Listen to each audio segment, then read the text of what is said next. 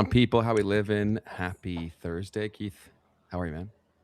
Today's the best day of my life, Ben. How are you? Today's fantastic. What's up to everyone in the chat? Don't be shy. What up, chat?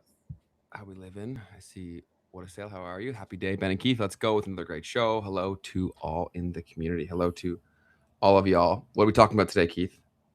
Today we are chatting about AI, and in particular, we've had some drama going on in the world of AI. In particular, we had Alex Karp, the CEO of Palantir, kind of calling out all of the nefarious things that these AI companies have been doing regarding intellectual property theft and how they're repurposing that and using that to sell tokens to people, essentially. So I'll let Alex Karp say it himself, and we'll play a clip from him on CNBC.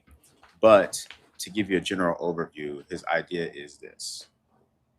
These AI companies are getting data, right, and information from companies and people who are using the chatbot, right? You're telling it all of this stuff. It could be code for your project. They're getting that intellectual property. They're then using that intellectual property at the very least to train their own models, right? But then also potentially to like build out competitive products.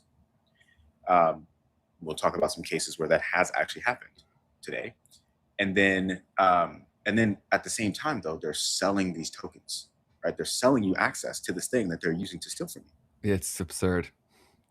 So yes, we'll talk about that, and then Alex Karp goes in about the business model in general, how it's not actually producing any profits, and if it was so profitable, then the AI companies wouldn't have to sell their access to the thing. They would just get a piece of the revenue of all the companies that they're helping. Mm-hmm. I think it's an interesting idea. I'll have some pushback on that, but anything you wanted to initially touch on before we play the clip? No, let's hear from him, and then I'm sure we've got a lot from there. Cool, man. Let's hear it. And joining us right now exclusively at the table, Alex Karp, Palantir's co-founder and CEO, and CNBC's Seema Modi, who covers Palantir, joins us. And tell us about the deal with NVIDIA. There's so many things I think we all want to talk about, but let's get to the NVIDIA deal first. Because I have so much respect for NVIDIA and Jensen Huang, I'm going to try to keep this more adult than I usually do. But the truth is, if you want to know how this came together, from my perspective, there are a lot of technical issues. Who controls the models? Who controls the weights? Who controls the value of your business? But we're sitting on critical infrastructure across America, Ukraine, Israel.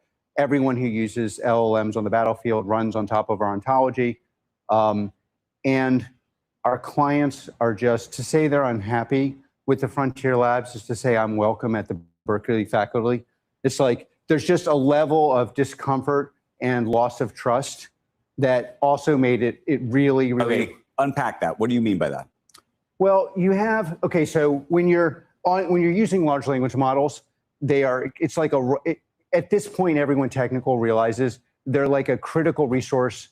To make them valuable in an enterprise like battlefield context or regulated context for manufacturing, you have to have what's called an application layer. And we have this thing called ontology that now everyone's copying. But de facto, it takes a large language model. It makes it safe and useful and precise. So safe because it doesn't touch your unlearning data. Safe because it prevents the large language model from caching your data and replicating your business. Safe because it doesn't transfer your IP of how to fight, secret data, top secret data, or in a clinical context. So the general way these things were sold, and again, these people are, Sam and Dalio, there's nothing more fun than debating Dalio in private. So I'm not throwing shade at them, but something has gone completely wrong. And the basic view among enterprises in this country is I'm going to chillax and waste my time with tokens. I'm going to get no value, and they're going to get my IP. Now that sounds like shade. Okay, though. And not just shade. It sounds like if you're saying these. No. Sorry. This is reporting. Okay. And this is reporting that I've literally, against my own interest, called. These are like I'm profiting from this, right? So the reality is, you may not like us at my former school, Haverford, or Berkeley, but enterprises in this country trust and love us, especially ones that are involved in critical infrastructure, both public and private. Okay, so I want for those countries, we're coming up to July 4th, I want for us and our our friends across the globe to have the very best tech resources. In fact, the whole secret of Palantir is the forward deployed model, the products that have been 5 years ahead. You've been with me for a long time. Everyone said FDEs were services. They said, we don't even know what an ontology is. That's the only thing people talk about now. The secret was we delivered the best things for the warfighters. Those warfighters have serious trust issues, but it's not just the vis-a-vis Frontier Labs. Then you have my enterprises in the private sector who have the same issues. They're like, why would they get access to my data if they're going to build my alpha? Why wouldn't I control the weights? And that's where you get this partnership. What aligns me with NVIDIA, and I think is what the technical customers want, which is control over their compute, their models, their data stack, and their alpha. They want to know they own the means of production. It's not being transferred to someone else. They're not interested in some fake deploy co that somehow is deploying tokens that transfers the alpha to a third party. And the jig is up. And so we have to figure out a way, our products are agnostic. We now sell a product to customers that allows you to switch from model to model and we're completely agnostic. But we need to rebuild trust. And that trust is going to happen where everyone gets to ask and answer basic questions. Who owns the data? Where is it cached? Are the prompts secure? Is this being transferred to you?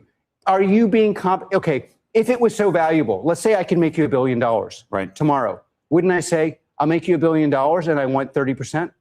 Why are they charging for tokens if it's so valuable? So then, Alex, if the key, from what I'm hearing you say, is a secure, American-born, open-source model, how quickly can your model compete with the frontier AI models in terms of reasoning and agentic AI tasks? Okay, what I am claiming, obviously slightly true but slightly self-centered, is it's the model plus an application layer plus compute. It is really all three. So in our jargon, it's the value, the reason, just look at our financials. The reason why everyone is chillaxing with bad financials and growth with losing money is the client, it refuses to pay the true cost. The two places that actually make money, like profit, free cash flow, are our application layer called. So there's plenty of stuff that we could chop it up on there. So one big piece is I really wanted to, first off, there was an article, or not even an article, but a piece that Palantir put out on their thoughts on the importance of AI sovereignty. And I think this might have been like almost the same time, maybe it was a day before Alex Karp was out talking about this. And he said, or they said at Palantir, these core things were what mattered. So they say that AI sovereignty dictates your institution's future. Data retention is your treasure. Transfer it at your own peril. They said token maxing hijacks your value orientation and decreases your institutional fortitude and intelligence.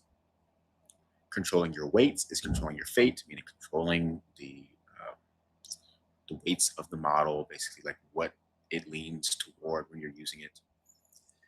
There is no contradiction between sovereignty and alpha. Politicizing the technical issues involving sovereignty is what your adversary wants.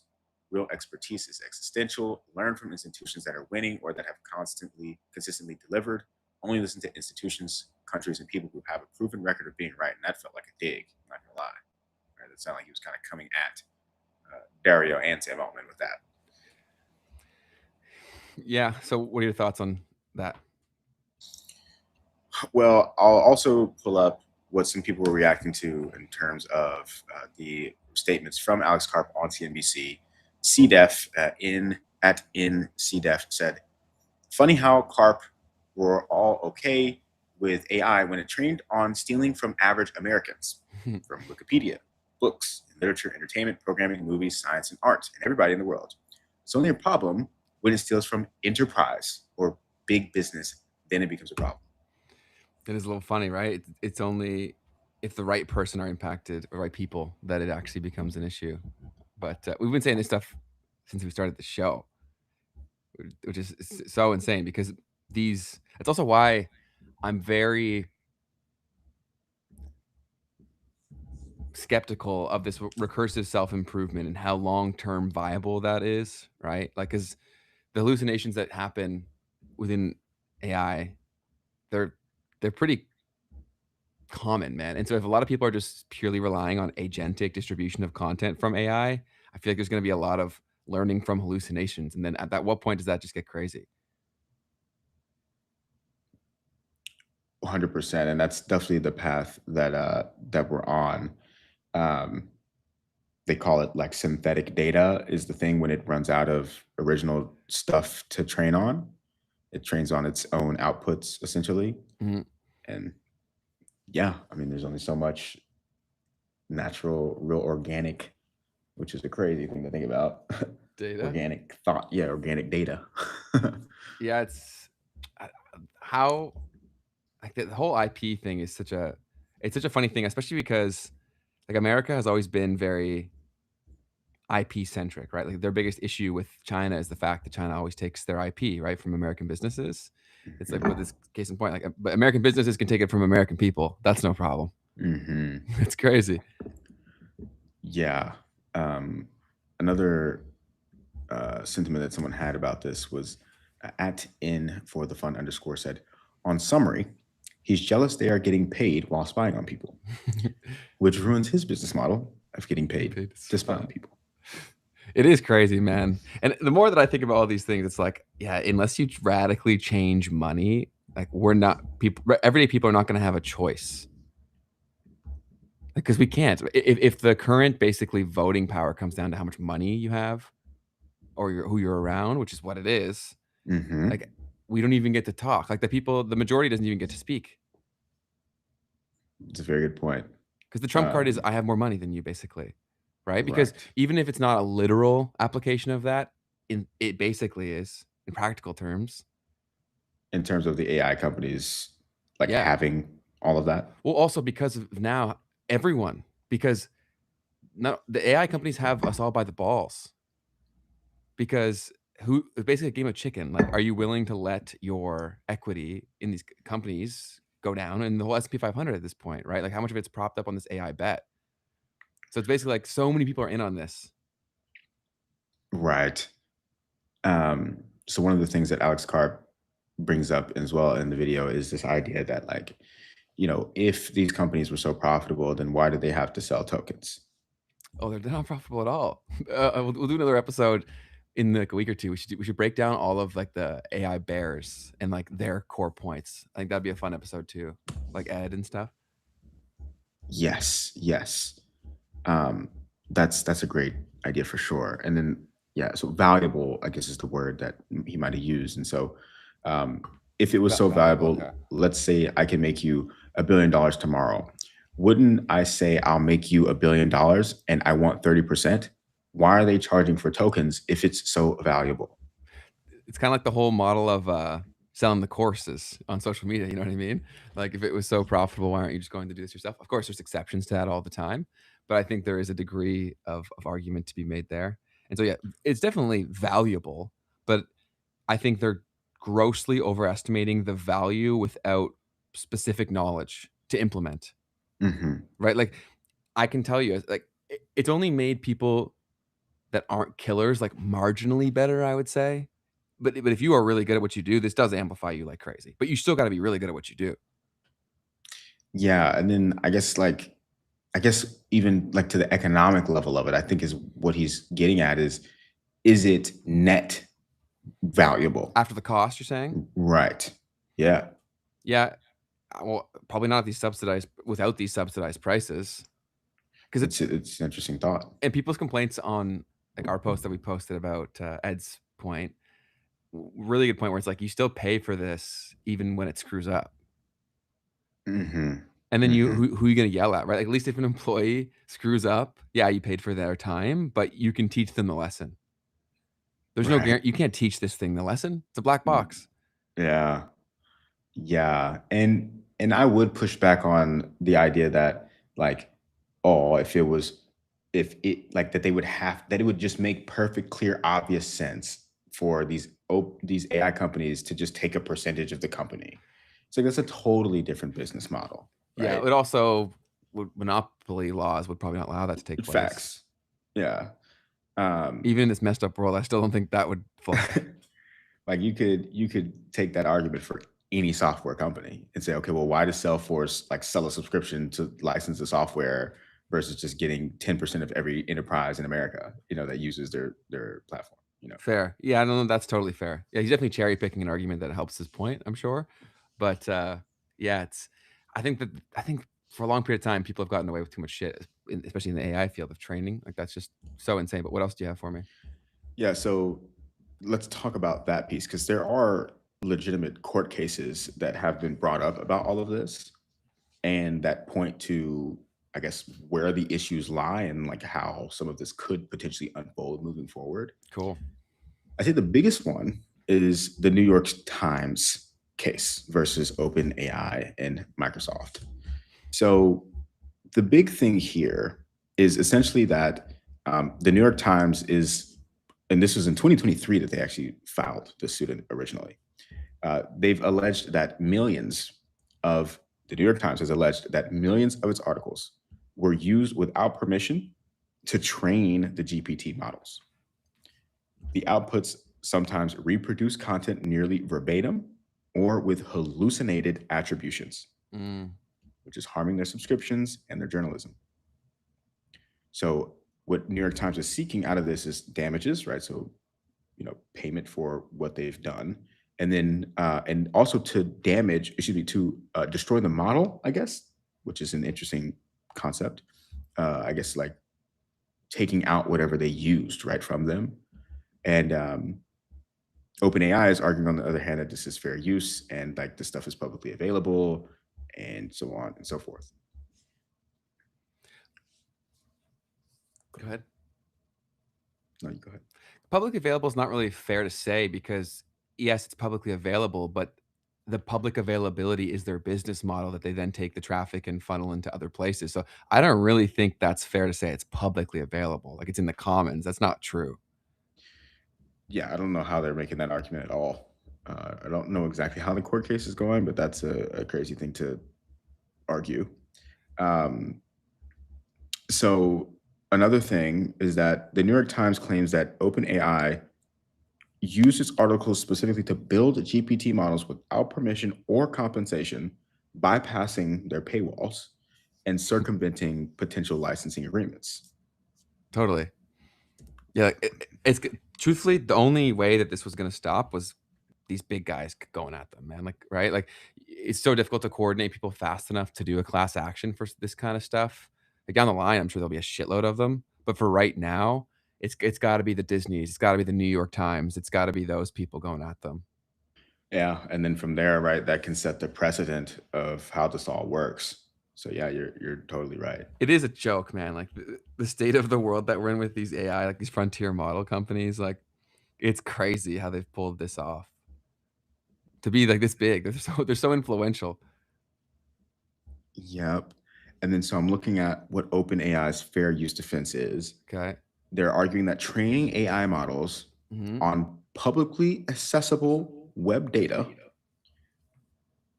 falls under fair use doctrine, contending that the process is transformative and that models learn concepts rather than store copies, and that AI is not a direct substitute for reading newspapers. Fascinating that that's how they would go about that. So let's see here.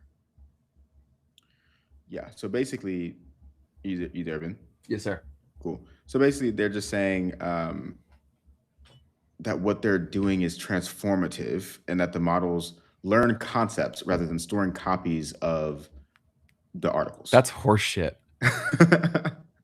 That's not true to its fundamental use, correct? Like from my very novice understanding, I don't think that's not true at all.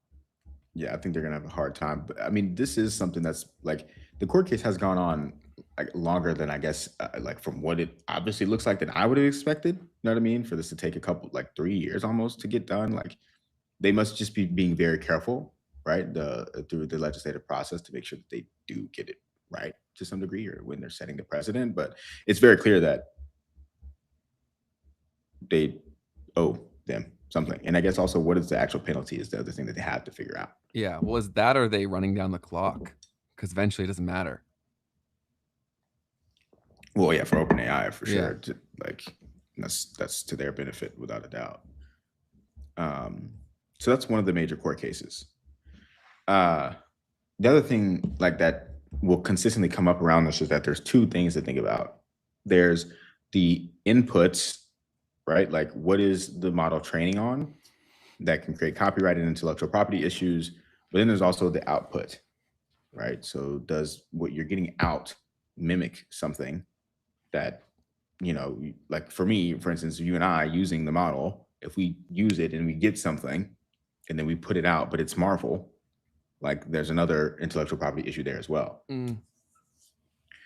So we'll talk a little bit more about some of that, but there's also another court case that came up, and this was, I believe, a class action lawsuit that is from a collection of artists versus StabilityAI / Midjourney, which is an Andreessen Horowitz, I believe, company. And so visual artists have claimed that their works were scraped into one of their data sets, which enabled a style mimicry that tanked some of the incomes of these artists. One of the artists in the lawsuit reported a 33% drop in their income. Wow. And this one, I believe, is actually still going on as well, if I'm not mistaken. There's also an issue with Chris Williamson, massive podcaster, one of the audio first providers. They totally ripped off his voice for like one of their characters. For which one you said? I'm sorry. I don't know the exact things. I don't want to say it and get it wrong, but one of the big audio providers, Chris Williamson's voice was cloned for it without involvement, compensation, anything of the sort, which makes sense because think of how much data there is on him publicly, right? Like how many podcast episodes? It'd be pretty easy to train. No, definitely. The next big case is a bunch of book authors versus Anthropic / Meta. And this one was basically a lawsuit over pirated books that were used in training data. And this one did actually have a conclusion, or at least it had a settlement, rather, which involved Anthropic paying $1.5 billion for all of the authors. Yeah, to all the authors. Essentially, it was around like $3,000 per author. So month's rent. Yeah, crazy to think about that for sure. And it's also like so telling that this was last year in June, that the company just can pay, $1.5 billion in a settlement. Like that's wild. I guess, when we talk about $1 trillion valuations, it's one thing to have a valuation. It's another thing to be a startup paying out $1.5 billion in cash for a lawsuit. Not growth, not, nothing, not R&D, just law, So this says a lot about the amount of cash that these companies have been, at the very minimum, raising, right? Because most likely, like, that kind of money is coming from money that they've raised, to be able to cover these kinds of things. They're raising absurd amounts of money. It's truly insane. Because the only people that can access these markets are and they're paying fat premiums. It's crazy. I never even really thought about that piece. Like some companies, I'm sure Uber had to do this too. Like they're raising money not just to subsidize the product in terms of like the cost of the product and the COGS and the cost of goods sold, but also in the legal expenses that might come up from you doing something like that. Oh yeah. I tried to mention that last time we talked about Uber, where I was like, that was probably a big chunk of their building, right? Was the, and now it's super funny that they're getting like the work that they've done will eventually be used against them because someone will come in willing to take less of a profit margin and run them out, right? Like that's happening in Pakistan. Apparently, there's a Uber-like competitor where you book the ride that you want and then you're able to haggle with the drivers. And so apparently, since that's come out, it's run Uber out of a lot of cities. That's gonna happen all over because if you're running a really small team and you're able to build on the legal stuff that people have already done, or you don't need legal stuff and you're willing to take a smaller margin, you can run out of these big businesses all the time. So that'll be a very common thing as well. Like the dating apps are cooked. A lot of like, there's so many big apps that were billion-dollar businesses that will fall over the next decade for sure. Yeah, that's actually probably the perfect example. I'm thinking of when I was in Morocco a couple of years ago. There was one that I used that was very similar, and I was like, "How does this make money?" Like, because you don't pay through the platform at all. Really?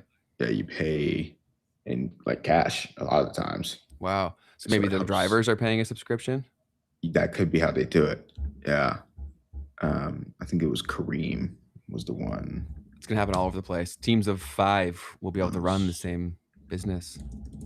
Yeah, that part. Right. So you've got even the development costs and the maintenance of the code and stuff that's at a whole different level there as well. So yeah, man, I mean, it's super interesting to think of whether or not this stuff will be profitable in the long run. I was having a conversation with someone a couple of weeks ago, and they were talking about, I think we might have mentioned it on the podcast, but companies starting to pull back on their token usage, and like getting like these people having limits on how much they're allowed to use, right? You only get this much tokens that you can use, and now you have to start thinking about it more. You know, do we just imagine, right, that we come this far into this where there's so much investment, so much infrastructure. Alex Karp brings this up as well. Like this is considered like fundamental technology now to your business operations.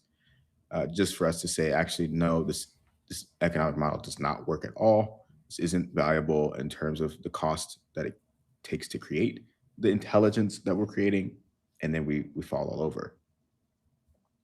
But to your thing, Ben, like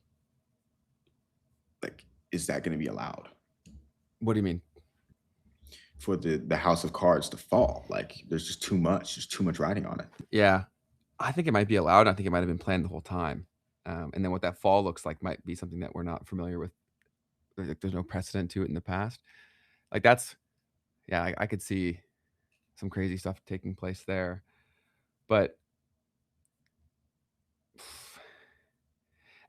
it's such a complex topic, AI, because when people hear AI, first of all, AI is a stupid name for what it is that we're discussing, right? Like it's not what it sounds like, for one. And then 2, when you say AI, everyone instantly assumes like the frontier model providers. But it's like, so if you say anything positive about AI, people like attack you. It's like, okay, come on, let's gain a little more context here about, because there's local models, right? Like that's an increasingly large topic of conversation, and one that I hope continues. Like there's also open source providers too, right? That's another layer of complexity to the whole situation. So I don't, and I also think that the local models getting better and better and better is a massive issue for a lot of these frontier providers, because a lot of the tasks that you are doing often, if you can do it way cheaper on a local model, like it doesn't, why would it make sense for me to have these frontier models and these subscriptions and be giving you my data? Great point. Jason Calacanis, JCal, who's been talking about this for quite some time, right? We played his clip on here multiple times of him talking about like, why would you trust Sam Altman? Like he's just gonna steal all your stuff. Yeah. And so he clapped when Alex Karp made the statements that he made. He said, I've been shouting about this for over a year. The frontier models need to win the application layer, and then they're going to do that by giving away free tokens to startups and discounted ones to large companies in order to steal their IP, innovations, and businesses. The only way to fight this is to use open source software. So that's also just an interesting concept. So if these AI companies decide to say, okay, this isn't profitable for you guys to pay us for the intelligence. So why don't we just get a piece of your company, and then ride it out from there? I mean, it's tough to do. It wouldn't necessarily fix the problem, right? I mean, you still are not profitable. Especially if the sentiment around them continues to get worse. If you have to publicly disclose that that's how you're operating, like that may also be a negative thing, depending on who your customer base is too. Certainly. What's the other piece? Yeah. So to your thing though, of like, okay, the house of cards falls, like that would require a totally different kind of a bailout, right? Like that would look a lot different, I think. Yeah. Yeah. So thought scenario, how do you think it would look like? When you're saying it would be very different, what comes to mind? If I were being 100% blunt with everyone listening, of my raw thoughts on that, this trend toward like agentic commerce and like the tokenization of AI tokens, essentially, right? Like how do we create a monetary value or system around how all these things transact with one another? My raw thoughts would come to we're watching rails to do this kind of a thing being built out, regarding there being a system where, let's say, you're able to issue credits that are subsidized by the government to use these AI models, and those credits that are used are tradable in the open market. So like, I'll give an example. I'm not saying this is what I think is going to happen, but just like in the XRP Ripple space, there's like this like conspiracy theory that the government is going to like take custody of the XRP escrow and then use that to like create a new collateral system for gold and precious metals in particular, right? So you back up all of the XRP, you back it with gold and silver, or just gold, whatever, in a basket of other currencies, whatever, right? But instead of doing that way, what if you backed it up with AI tokens? And so like each XRP is convertible to AI, and this could be any digital currency. I'm just giving an example because people who have already done that thought experiment there.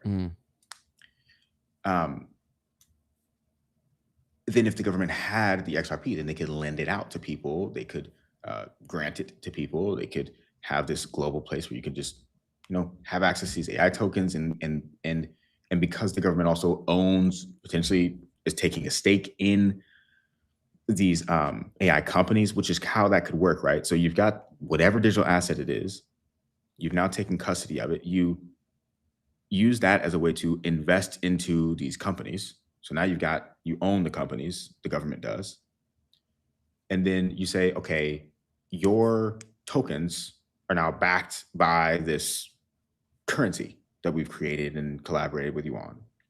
And so we will now lend this out to the everyday person, or even grant it to the everyday person. This becomes like a source of universal basic income.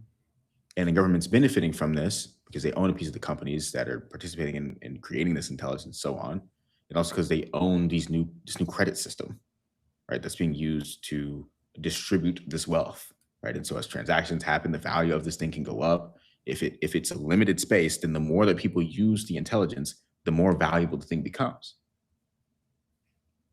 Meaning like if you had a certain amount of the units and they're like burned with every transaction, if you use the blockchain type of a system, if you use the cryptocurrency, this would flip the whole thing on its head, where you could have something that accrues value the more that it's used, regardless of the profitability of it in terms of US dollars or whatever. Like you've entered a whole new system. So anyways, like that's the raw thoughts. And so you think it would get, I'm trying to fully understand. So you think that, like, why would people use that as opposed to alternatives? Use what as opposed to alternatives? The thing you just described, that people would feed into it and use this intelligence. That's, I'm assuming that's coming from a centralized source. So like they would use it because it's being given to them essentially. Like, I'm not sure. Like, yeah, what are you saying? Why would they use the AI or why would they use the money system? I thought you were referring to intelligence, you said. Yes. So why would they use the intelligences in the AI though? Or like, what do you mean? Yeah, but I'm saying like if this is done like in collaboration with the government, then obviously they are dictating what you have access to, right? I'm saying if you through the internet have access to so many other options, why are people using this opposed to alternatives? Because it's being offered to them for free or it's being subsidized. So you're just saying that they'll use it because they don't have to pay for it. But if the people that don't have to pay for it, would they even care? Like if you don't need to use this for some sort of business use case, like do you think that people would even really care to use it? But you could use it for a business use case without having to pay for it. Okay, so you're saying okay, I get what you're saying. So you'd pull in the talent because of the cost would be too astronomical in other places, and then in turn you'd capture the value from the centralized place. I guess so. Yeah. Okay. Yeah, these are just raw thoughts. So I'd have to design the whole thing, but I don't know what it would look like per se. Yeah, it's super fun to do because I don't think we can predict what the next like 10-year looks like. And I don't think it's a fixed path either. Like I said last episode, I do think there's people competing for what does this reality look like. And I think that we actually get to play a part in that. So like Cross Central had said, if we stop believing in these big companies, then they all fail. Yeah, to be honest, these proprietary models are not special at all. Yeah, it's seeming more and more like that each day that goes on. And it just also, how much are they trying to fight you and convince you that they are? Right? Like how much effort would be needed to convince me that this is like the best thing ever if it just was. Right? We have Fable 5, so to speak to that, we now have access to that. It says that I have it on my plan only until July 7th. Oh, snap. Yeah, so it's probably going to be gated behind a higher price tier. And maybe that one will be profitable for them. But yeah, it's included until July 7th. So after this, I will definitely play around with it and see if it's as amazing as they make it sound. But we do have a lot of power over all of these things, right? Like even just from our attention, like where attention goes, money flows, because money really is just energy. And typically it's driven by our attention and beliefs. But yeah, man, what else you got for me? That's the bulk of it. But yeah, I think the most exciting or interesting thing will be like the way that AI tokens get financialized and just AI period. Let me just say it that way, because maybe it's too lofty and loopy to basically say what Alex Karp is saying about like these companies taking an equity in, like that could also happen through, just think about it. Like we've been doing this for the past 6-10 years. Like what was the ICO boom in 2017? It was these companies just creating money out of thin air and using that to acquire stuff, like to buy real stuff, by raising money from people. You still there? You look frozen. I'm still here. As long as people can see me, I'm just listening. Cool. So yeah, like you've got the process of like creating money out of thin air has already been proven as a thing. All the meme coins, like you're talking about stuff that doesn't have utility. Yeah, it's just the network effect. AI tokens have some level of utility. More so than that, for sure. Yeah. X money, I feel like, is going to play a big part in wherever we go next, man. Imagine that. Imagine X is like the AI intelligence marketplace. It's definitely going to be something. It's going to be truly fascinating to see. They're rolling out new things. Like I'm sure we'll cover this later in the episode, but they just released their whole streaming platform, like X streaming or whatever. So I'm sure we'll react to that later. If not, I'll pull it up. But we should be on there. We should be on there right now, bro. The trailer was not all that impressive. Obviously, it's a new rollout, so I'm sure it'll get better and better. But it didn't seem that crazy. But again, it was just a demo, like a trailer. Word. Yeah. So Yeah, it's crazy times, man. It's also interesting that this is an entire world that kind of exists. When I was in New York, I heard some people talking about I think they were talking about like Claude or something. And I was like, man, like that's so cool to just be out in public randomly, like hearing people talking about this.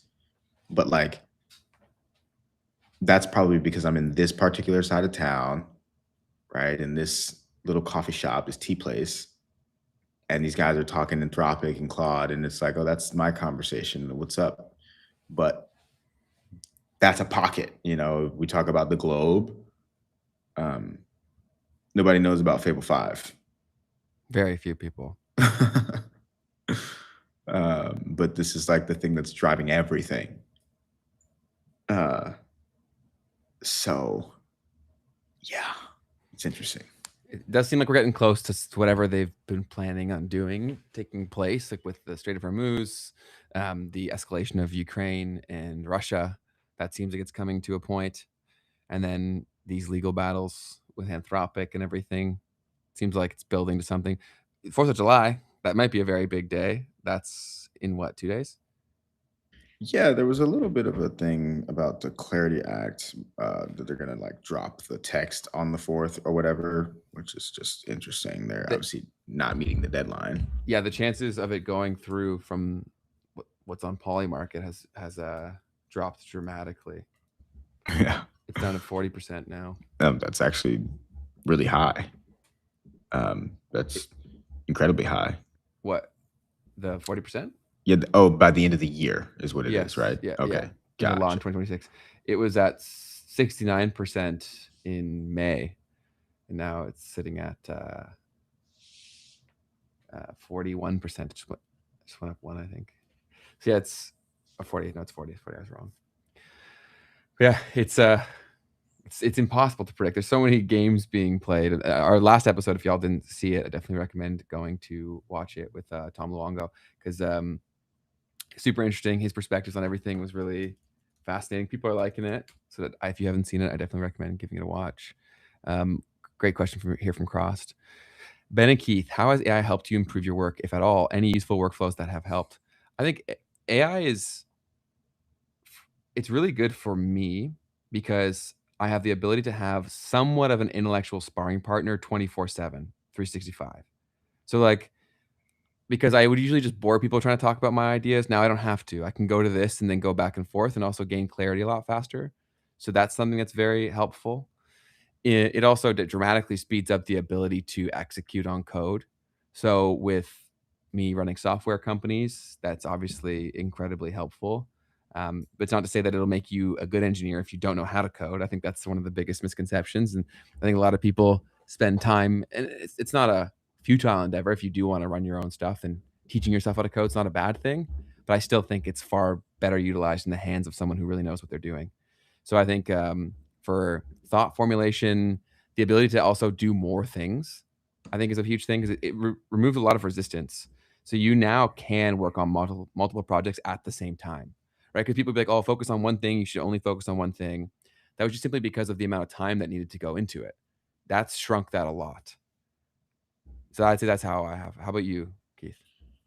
Yeah, I mean, yeah, it's interesting because the thing that came to my head was that it's not just like chat bots or chat interfaces that I guess I really use, because that's another thing about all of this is the surfaces of what AI looks like are changing too. So you've got, and like, where does AI turn into just like automation slash, like where do you draw the line on that? For instance, I use this thing where I upload my videos and I get a transcript from that.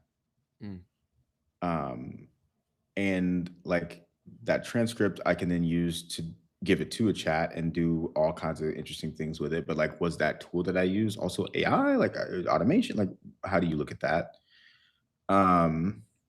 That's the first example that came to my head. But then, yeah, I think the major thing is just using it to speed up. Imagine that. What's that? Imagine just trying to transcribe something, for instance, that's 3 hours long. Mm. Well, that would take forever. I think its biggest thing is how much it dramatically cuts down time on tedious work.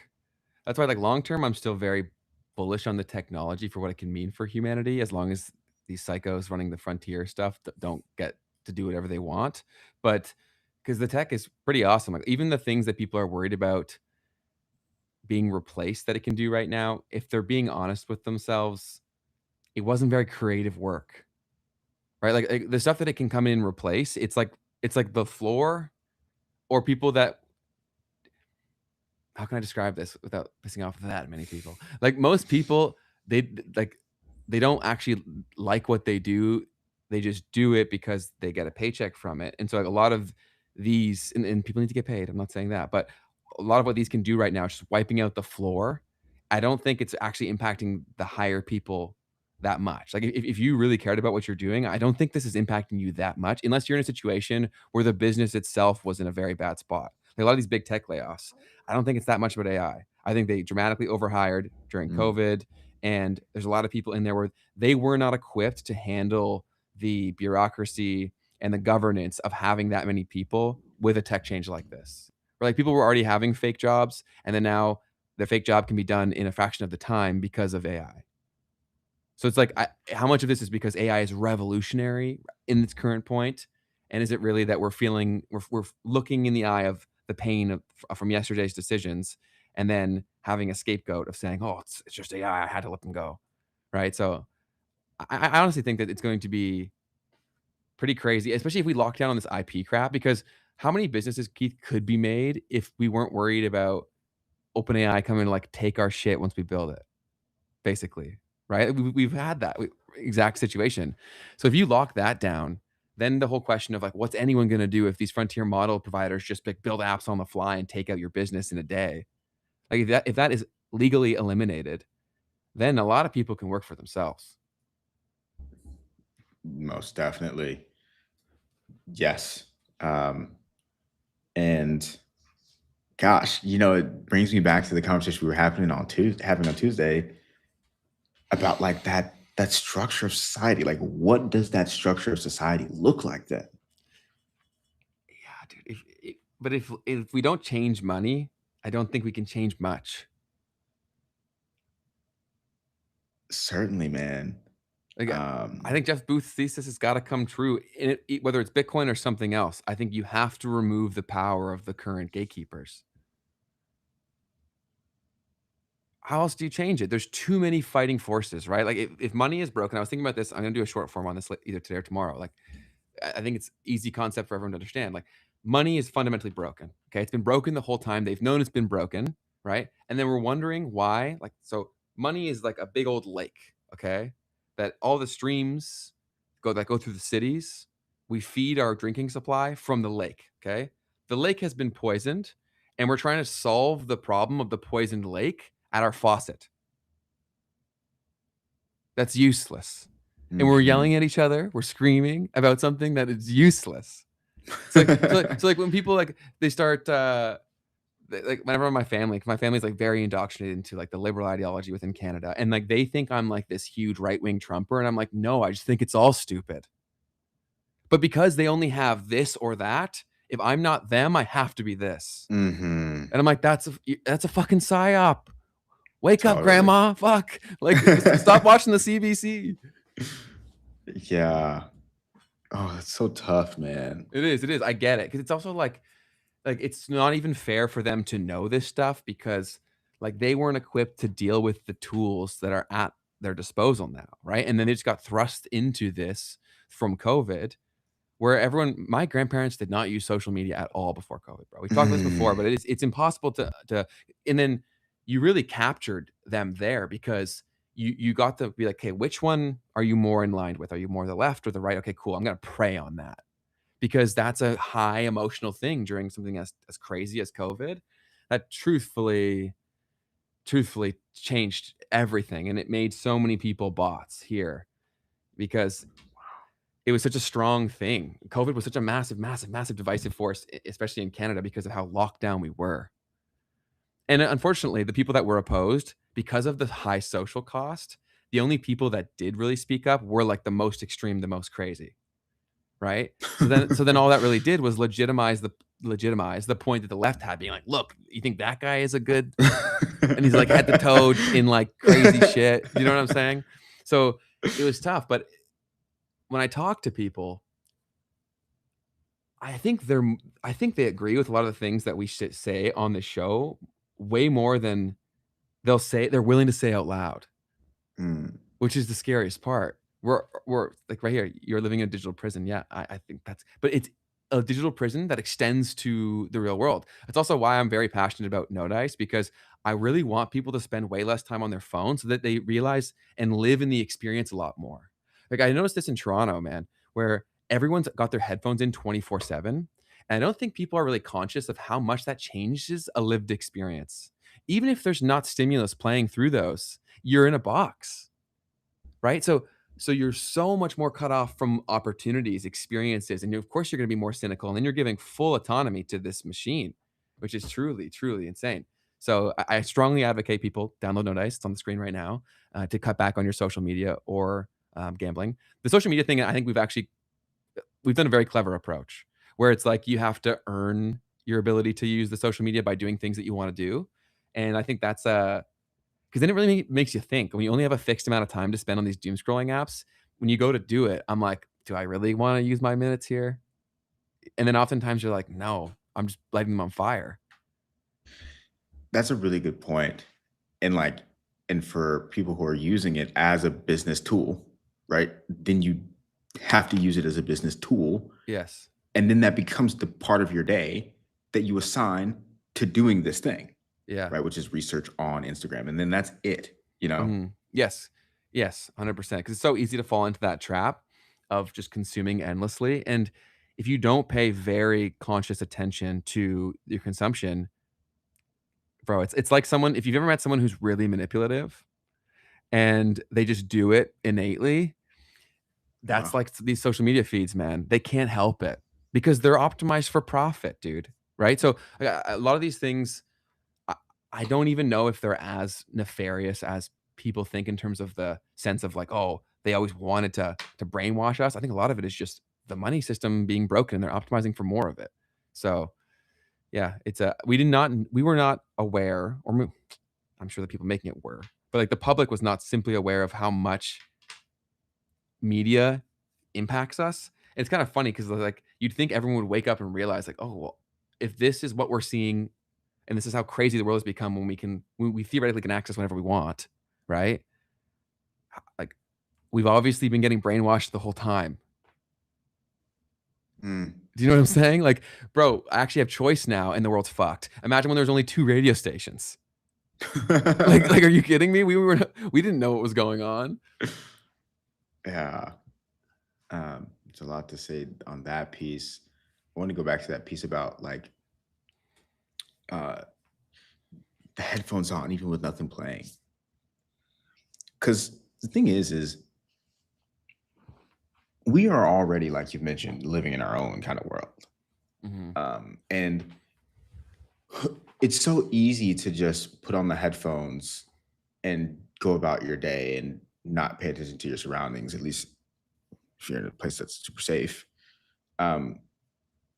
Like I think about when I was in New York, this was a conscious thing that I had to think about. I was like, wait a minute, like I'm on a subway with hundreds of people who have interesting stories. And I've never had access to that before, you know, like on a daily basis. And so I took that as an opportunity. I was like, man, I'm not going to do that. Like, I'm going to talk to people. And when I see people who are, for people who don't have their headphones in, right? Because that's the other thing is if everyone else is doing it, then it actually makes more sense for you to, right? Because why would you not have your headphones on if everybody else has their headphones on anyway? Who are you going to talk to? Totally. So I would consciously talk to people who even did still, if there was something else, like they're reading a book. I'm like, oh, okay, cool. I waited for a guy to finish his book once and I was like, you know, wave to him, you know, hey, like, how was the book?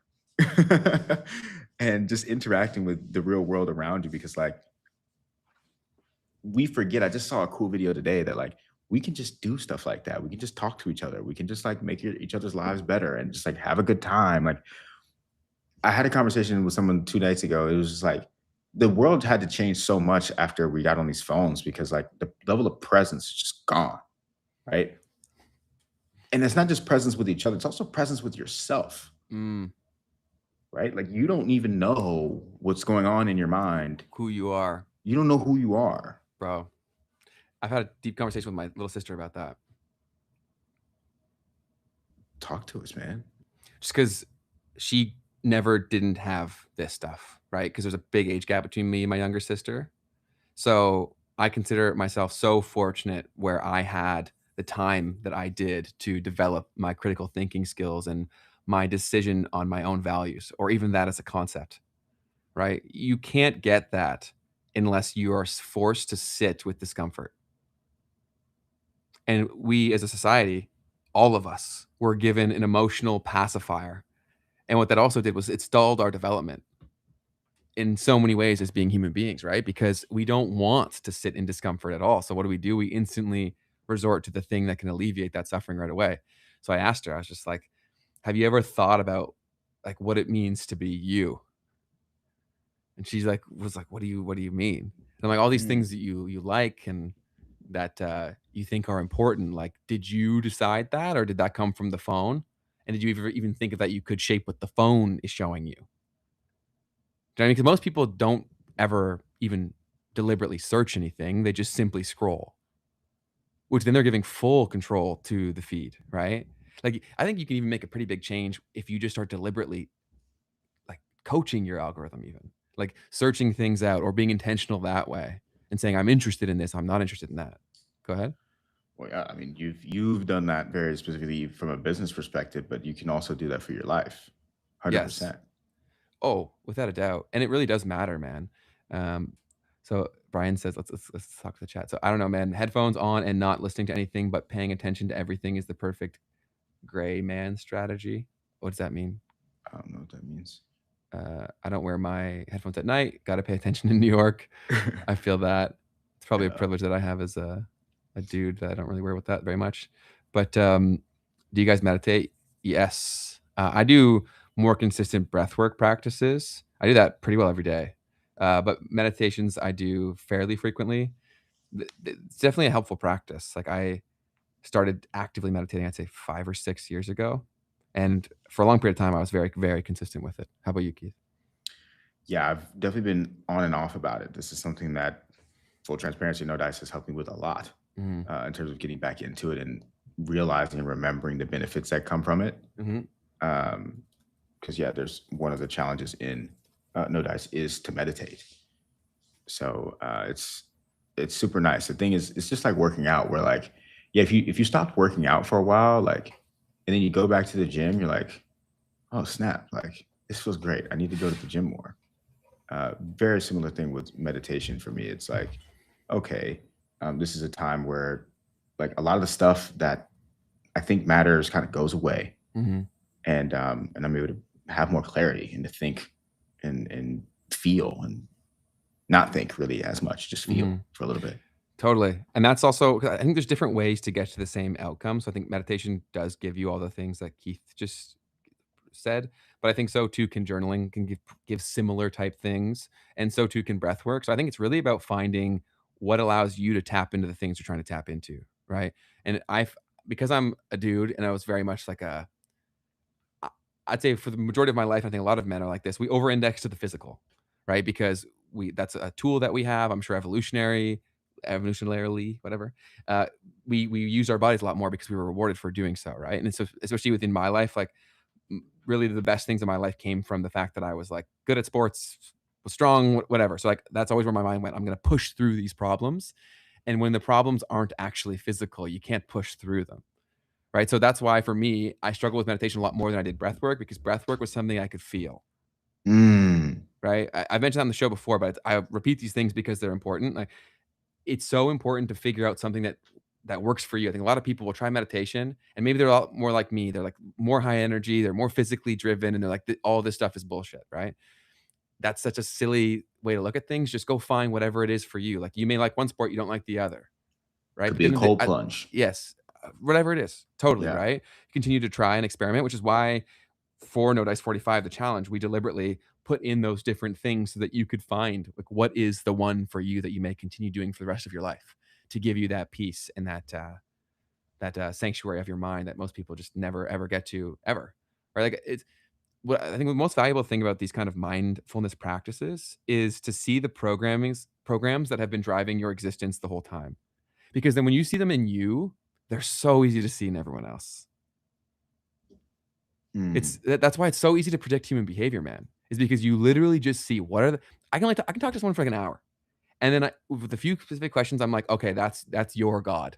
Like that's the thing that is like guiding your whole story. And then I just know for someone who that is their story, this is how they'd react. And that's how obvious people are. Like, and chances are, if you're watching this, like you are too, I was too, right? Until you realize what those things are, they will forever guide your destiny. Love it, man. Cross Central said, y'all put me on Wim Hof and been doing it ever since. That's it, man. I do it all the time. His latest 5-round one, he just released it very recently. So I don't know if it was exactly him or maybe he said something else, but like he believes that a lot of people who are big into meditation, spirituality, is that once we reach like a level of consciousness, only a certain amount of people have to get there for where collective consciousness rises. And then a lot of the pain and suffering that exists in the world will diminish, because that's another thing too for like why I really think that Jeff Booth's thesis could come true is because like I think there's enough good people that now feel the pain where like a lot of times, because for a long period of time, even the good guys, like they wouldn't come out and talk very publicly because they didn't want fame, right? But now when it's this late in the game and we're this messed up, the good guys are like, I have to come to the front. If I don't, we may never get a chance, right? So then now you're talking a lot more and you're out there. And I think Jeff's a perfect example of that, right? I'm sure that guy was never planning on being a famous person. Yeah, that's a good point. Yeah, it's an interesting thing. It's like it's intelligence, or not even just intelligence, but like here's what I'm trying to make the analogy of. For the people who have money, it's like most of them, right, will prefer to stay private until it gets to the point to where like, okay, like the things that are being done to take my money away are happening now. Like I'm gonna have to come out and say something. But I think that's even a symptom of, sorry, don't lose your thought, but I think that's a symptom of the broken system too, right? Because we live in a zero-sum game, like why do people feel the need to try to take you down if you have money? It's because so many people are screwed. Right? It's like Right. it's this vicious like I got to get mine because otherwise I may not eat kind of thing. Where it's ridiculous that we live in with all of the technology, all that we have, and there's homeless people all over the place. Like that's fucking ridiculous. Our priorities are not in the right places, man. Like how people can have like 40 different properties that they don't even fucking live in, and yet I can walk down the street and see 20 homeless people, and they don't bat an eye because they got the 40 houses. I'm good. Right. It's fucking ridiculous. Sorry. Go ahead. No, I mean that's a whole combo there. I was I think I already told you guys I was in Sao Paulo a week ago, and the homeless population in that city is like 80,000 people. It's like an entire city of people that are just homeless. 80,000. Yeah. Let me go ahead and look it up for Do you. they live in tents and stuff? Yeah, tents and like on the literal street and some blankets, because it's also it gets kind of cold there. So it's like, dude, that's what I was thinking about. In Canada with the homeless problem, bro, these people die with the cold. That's messed up, bro. It's so messed up. That's why whenever I try to give them clothes and stuff, but I'm like, fuck, that's not enough. Like you can have all the clothes in the world. It's like when it's minus 30, like, yeah, it just makes me, it's hard to walk around. But show us what you got. No, yes. So the real figure, this is actually just crazy. So what % of Brazil is homeless, period? Apparently 1 in 4 Brazilians are either homeless of the population, or it says or living in inadequate housing. Okay, cool. That's interesting. Wow. Yeah. So anyway, so in Sao Paulo, official city records estimate roughly 34,000 individuals sleeping in the streets, which was a 31% increase since COVID, by the way. Mm-hmm. And then there's database on the government's social registry that indicates the homeless population in the city would range between 90,000 and 98,000. Mm-hmm. Wow. So anyways, it's just, so what was I saying? Oh yeah, and just thinking about that part though, Ben, like people being there in the cold was what my mind went to. I'm like, dude, there's people in like New York City, there's people in Toronto that are just in the cold. Right. It gets so cold, man. You don't even want to go outside to go to your car, and they're forced to sleep out there. Wild. But yeah, so it's like, as we've talked about the whole thesis of the show here, it's like, you know, where does it break? Yeah. And I think this is a great conversation thread to go down. So Self-Reliance says 90% of the homes where I live are empty second homeowners. Bro, most of the home ownership that's done in Canada in particular is that, right? They're leveraging on this system, this massive Ponzi scheme that was the housing market, and on top of another Ponzi scheme, which is the financial like money. And then that's where we're at, right? Where so much of the wealth is in the hands of so few people who continue to leverage up and continue to go down, and then it gets maintained because it's too big to fail. And oh, did you see? I think I sent you that Carney clip of him talking like 10 years ago about how nothing should be too big to fail. Did I send you that? Mm-hmm. Yeah, and then now the housing market, I guess, is the exception because that is so much of our wealth, man. Like we're not a very entrepreneurial nation, and so like we don't have a lot of businesses. Of course, we've got exceptions like Shopify and a few other really big ones, but you guys churn that stuff out, right? So most of our wealth is in property, and a lot of the homes are owned by people who already have a home, and it just also distorts your brain because so many people are like, oh, like, just go get a house. They don't realize how hard it is because in their mind they're like, how can I have 10 and you don't have one? For one, right? So that's a cognitively distorting thing. But then also it's like the opportunities are just so different in terms of what even your buying power does. Like my parents got their house for like 1/10 of what it would have been worth today, probably, maybe even less. And that was in like, I don't know, it's still a pretty long time ago, don't get me wrong, but the buying power of their dollar, like they were getting pretty similar salaries to what people get today. It's just run away from reality. Yes. What was I gonna say? Just thinking about the heat too. Yeah, he would also be really right now in up. Toronto would be unbearable. I went for a run and I was like dripping, man. So yeah, you know, I'm just thinking to myself, right? Like, if I had to look back at this in 5 years from now, this conversation, like when I have my second home in my yacht. But two homes and a yacht's a good cap it there. Let's cap it there. Like what would I be able to, what would I try to stand on to say that there's ways to still do it right? No, and, that's I don't know. No, I don't have the answer really.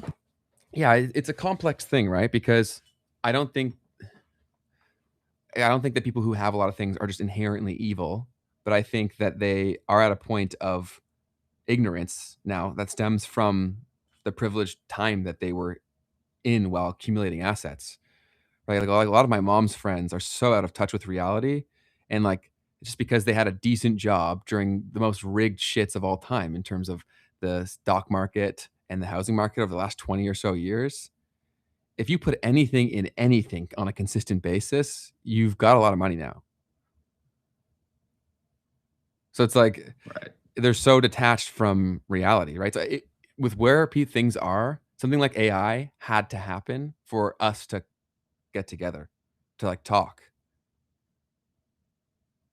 You have to really poke the pain of enough people to allow for a conversation to take place, right? As long as enough people are comfortable, they don't even think about the guy outside because it's his fault, right? It's like, why did get up by your bootstraps? And to a degree, like I do think that Like, of course, a lot of people are just fucking lazy, but I don't think that's the root of a lot of these problems. Like, there's so many other things they're not considering, like what you have to do to get a job in terms of like having a bank account, even, right? Like, how are you going to get paid? Like, oh, there's so many things that go into being able to pick yourself up.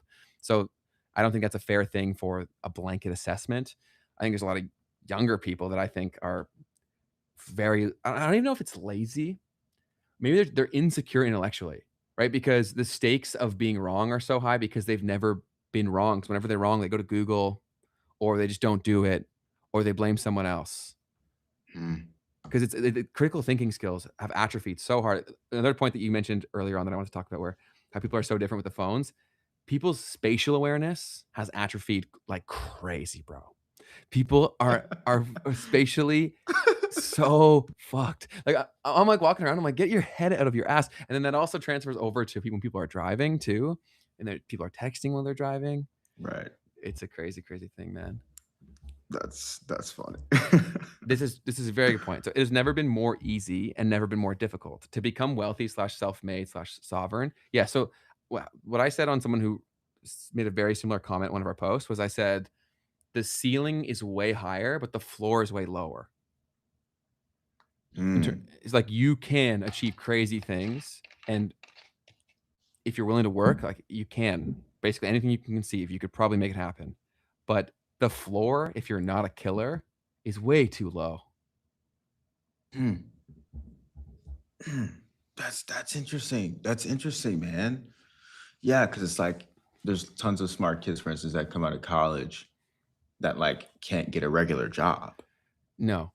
Yes. But I also do think a lot of kids, like, they don't have critical thinking skills. And so now we're at the point where, and it's not even totally fair, right? Because normally they would go in, get a basic job, and then basically learn these critical thinking skills through the job, right? But why are we not? I also think people should be way more mad at universities, dude. Like, way more mad. Yeah, no, that's super fair. I'm reading the comments, trying to understand what's going on. I don't know. But we appreciate all y'all hanging out with us. But I was salty with university while I was in university. I was like, this shit is so broken. You are not preparing people whatsoever. And what a joke. If the whole reason you're paying for my service is to prepare you for a job, but the preparation for the job comes from being at the job, what the fuck did I pay you for? Right. It's so stupid. Like, it is a massive like thing, or socially, and go party and all this crap. But you shouldn't be able to justify the expense from the surrounding things of the thing I'm paying for. Like, that seems a little ridiculous to me. And then again, you could look at me and say, oh, a hypocrite. I didn't drop out. I didn't drop out because it was very important to my dad that I graduated school. So I was like, okay, for you, I will finish. It's the social cost thing again. Yeah. It's so fascinating because my dad dropped out of school. And so forever, he was like so fixated on how like his life could have been this magical thing had he not dropped out of school. And I'm like, dude, you're way more successful than if you had gone to school. I guarantee it. Because he runs his own business now. And so it's like he's achieved things that I'm almost certain he would not have achieved if he went the traditional route. But because it's the thing, like, that's his God, right? So for me, it was like, you have to finish school. And every day I was like, this is retarded. But but he's like, you've got to finish school. And I'm like, okay, I will. Yeah. That's so fascinating to think about, man. But yeah, so it's like university should be job training, though. Sorry. No, but education wasn't supposed to be about job training. For university, it totally is. That's the value prop. You come to university, you can get a better job. That's definitely what we've been sold. That's what I mean. There's no denying that. Sorry, okay, off. Go ahead. No. Yeah, that was actually, it's an interesting thought, because when the first, like, I don't know how to say the first universities, we've always educated ourselves. We've always had these like educational institutions. But then the invention of like the university, what was the idea? I actually don't know the history on that. But it definitely was this thing that it's still supposed to be, which is like the separator, this thing that makes you prestigious, right? This thing that gives you this acclaim to being, you know, an intellectual or whatever. And I guess that's the other piece of it, right? Because when you go for your master's or your PhD, like, that's more of what you're going for, in a sense. Like, it's kind of like, true. that stamp at the end on of top it. of Yeah. the rest. No, But ZMath, that's so overpriced. I get this point totally. It was supposed to build intelligent people, maybe, that could make meaningful contributions to society. But that comes down to who's defining what that is. And I think that goes back to the broken system, right? Of they get to define what that is, and whatever that is going to be what benefits them the most. And then Tux says this as well. The barrier to get into college is insane now. I've seen that, where people are like freaking out and crying over their, what is it even called? Where you apply to it or whatever. Had a coworker whose daughter had a perfect GPA, 32 ACT. What's that? You guys don't even do that. It's like the testing to get into university. It's like you take like a test, and the higher you score, the more you can get like scholarships, the more colleges you get into, whatever. Interesting. Yeah, we don't have that. You guys don't have that? That's interesting. No, we don't have that. 32 out of 36. So you're like, that's really basically good. Like top, probably 15% at least. Wow. Yeah, and then people still, it's crazy how people are competing to get into these schools. And it's like, for what? I do get as you've talked about totally fairly a bunch of times, is if you're going to milk the experience for the connections and what it can be, then it can make total sense. But I would put the percentage of people that do that under 5. That's fair. And I do want to correct the record for homeboy.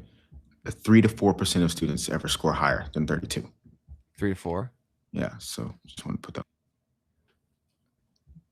But ZMEF42 said university was always about networking for the rich. Totally. Then they branched out to market all the rest of the suckers. That's fair. That's totally true.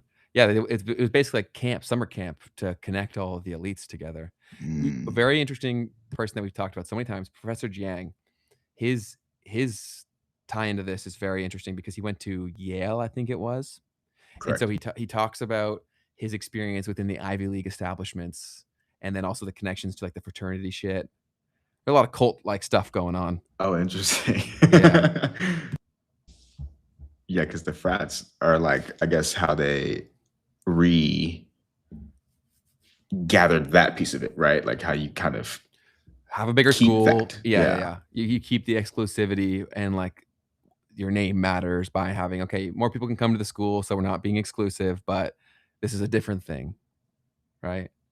Such an interesting thought. It's like this started as like the school for imagine like the secret society, it was just a university, and now this is what it's turned into, where they're just selling you a bunch of crap that doesn't do what you think it is. Yeah, again, and I took a business degree, so I can only speak to that. I can't speak to the other degrees, but I talked to a lot of my buddies who took other degrees, and it seemed equally as horseshit. But we learned such minimal things of genuine utility in any sort of business application.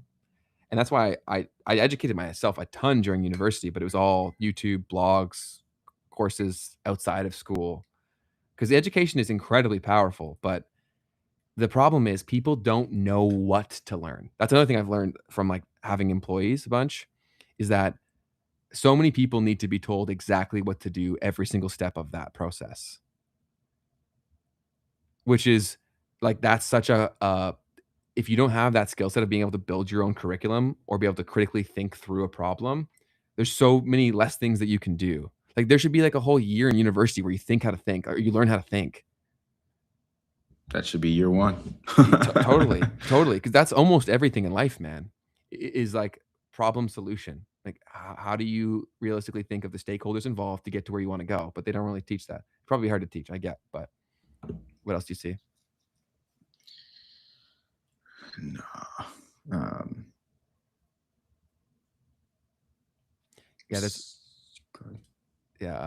Frats are cesspools. Lots of SA takes place that goes under the radar. I think there's a lot of people who use their status and their prestige to do a lot of really messed up things. And that was the piece of it that I didn't really understand. Because like the frats that did that type of stuff at the school that I went to, allegedly, like they were the most popular ones. So it's a weird thing. Like I don't understand the psychology on the other side of it. Like for the women that would attend the parties, like why would you go to that party if you know that that's what they do? Like from whose perspective? From the women's perspective. Yeah, that is yeah. The same thing happens at clubs too, where like it's got a reputation, but they keep going. It's very strange. Yeah, that's some messed up stuff. It's like some like Stockholm syndrome kind of thing. Maybe, yeah. It's like that's where you like build a relationship with your captor. Because it's like you get the status of having been at the party, but it's like, but you also like, you don't even know what happened. Yeah. Yeah, I don't know. That was super confusing to me. Yeah, it's super. Yeah, people do a lot of crazy shit, and the fraternity culture does have a lot of that. I don't think it's all net bad per se, like everything in it, but there's a lot of that for sure. Yeah, that's something that I could talk about for a while. I mean, we've talked about it quite a bit, the whole frat situation. Like I wasn't in a frat, but I saw it. I was in a frat, and it was like, whoa, like this is crazy. It's weird shit all the way across the board, like the initiation stuff. Mine was so tame because we were our first chapter in Canada, or one of the first ones. And we were also brand new for our school. There was maybe like 5 or 10 other ones in Canada, but like, so it was very pedestrian. Like there was not a lot that like went on. Even when we had parties, they weren't like crazy parties because no one really cared. Fair. There was no clout that came from being in my frat. Fair. Dude, the Miami parties were crazy, bro. Obviously didn't go to a ton of them, but like, I mean, just like mansions, right? Is the first thing that was crazy to me. So I'm like these kids live in these fat mansions. Yeah, man. My only experience with that was when I go to games in Ann Arbor, Michigan football games. There's the whole frat life there. They're freaking mansion upon mansion upon mansion, and the frats are sponsored by Domino's. I'm like, what the heck? Yeah, man. So yeah, dude, like, and then you're on the water and stuff. So you've got like people with like straight up canals in their backyards throwing fat ragers. Like it's. I was like, this is sick. Did you go to any of the parties? Just a few, because like when you rush, you get to, and I just rushed like every semester. You know what I mean? Like, really? I'll just check out like what's going on at the frats. But yeah, I never really made the jump because it was just like, I'm not paying for this. Oh yeah, you do have to pay. You had dues and stuff, right? Yeah. Yeah, I forgot about that. Yeah, that's the other part of it. It's literally like it's a business. It's a business. It's a business. And it's one where there's only a few participants that get to participate, and they control the market. And so hopefully you guys can pick up on the rest of what I mean there. What else says? I would be no member of a club that would have me as a member. That's awesome. Fascinating. Makes me think of the introductory phase of Simon Dixon's views about being compromised, doing things to be in order to get access to power. There seems like there's so much of that. And as I tried to say to was it Tom or who did I say the other day, where like, to me, everything that I've seen, it seems like there's so much of that where like the source is the money thing, but then over time, they just got more and more people in the game. So it's being like just normalized in so many different sectors. And because people are like, oh, how would these people all be coordinated? It's like, I don't really need to be fully coordinated as long as I know that what got this person in is also what got the next person in. I don't actually have to coordinate everything. The shame will coordinate everything for me.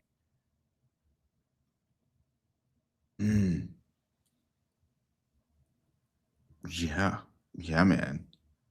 But yeah, so like the hazing thing, like it's gonna be different for each frat. Some are smaller than others, some are bigger, some are also just straight up secret societies and stuff. And like, I mean, I already told the story, but I just remember one dude one time, he was just like clearly disturbed, like face just pale. Like, I'm like, bro, what did they do to you?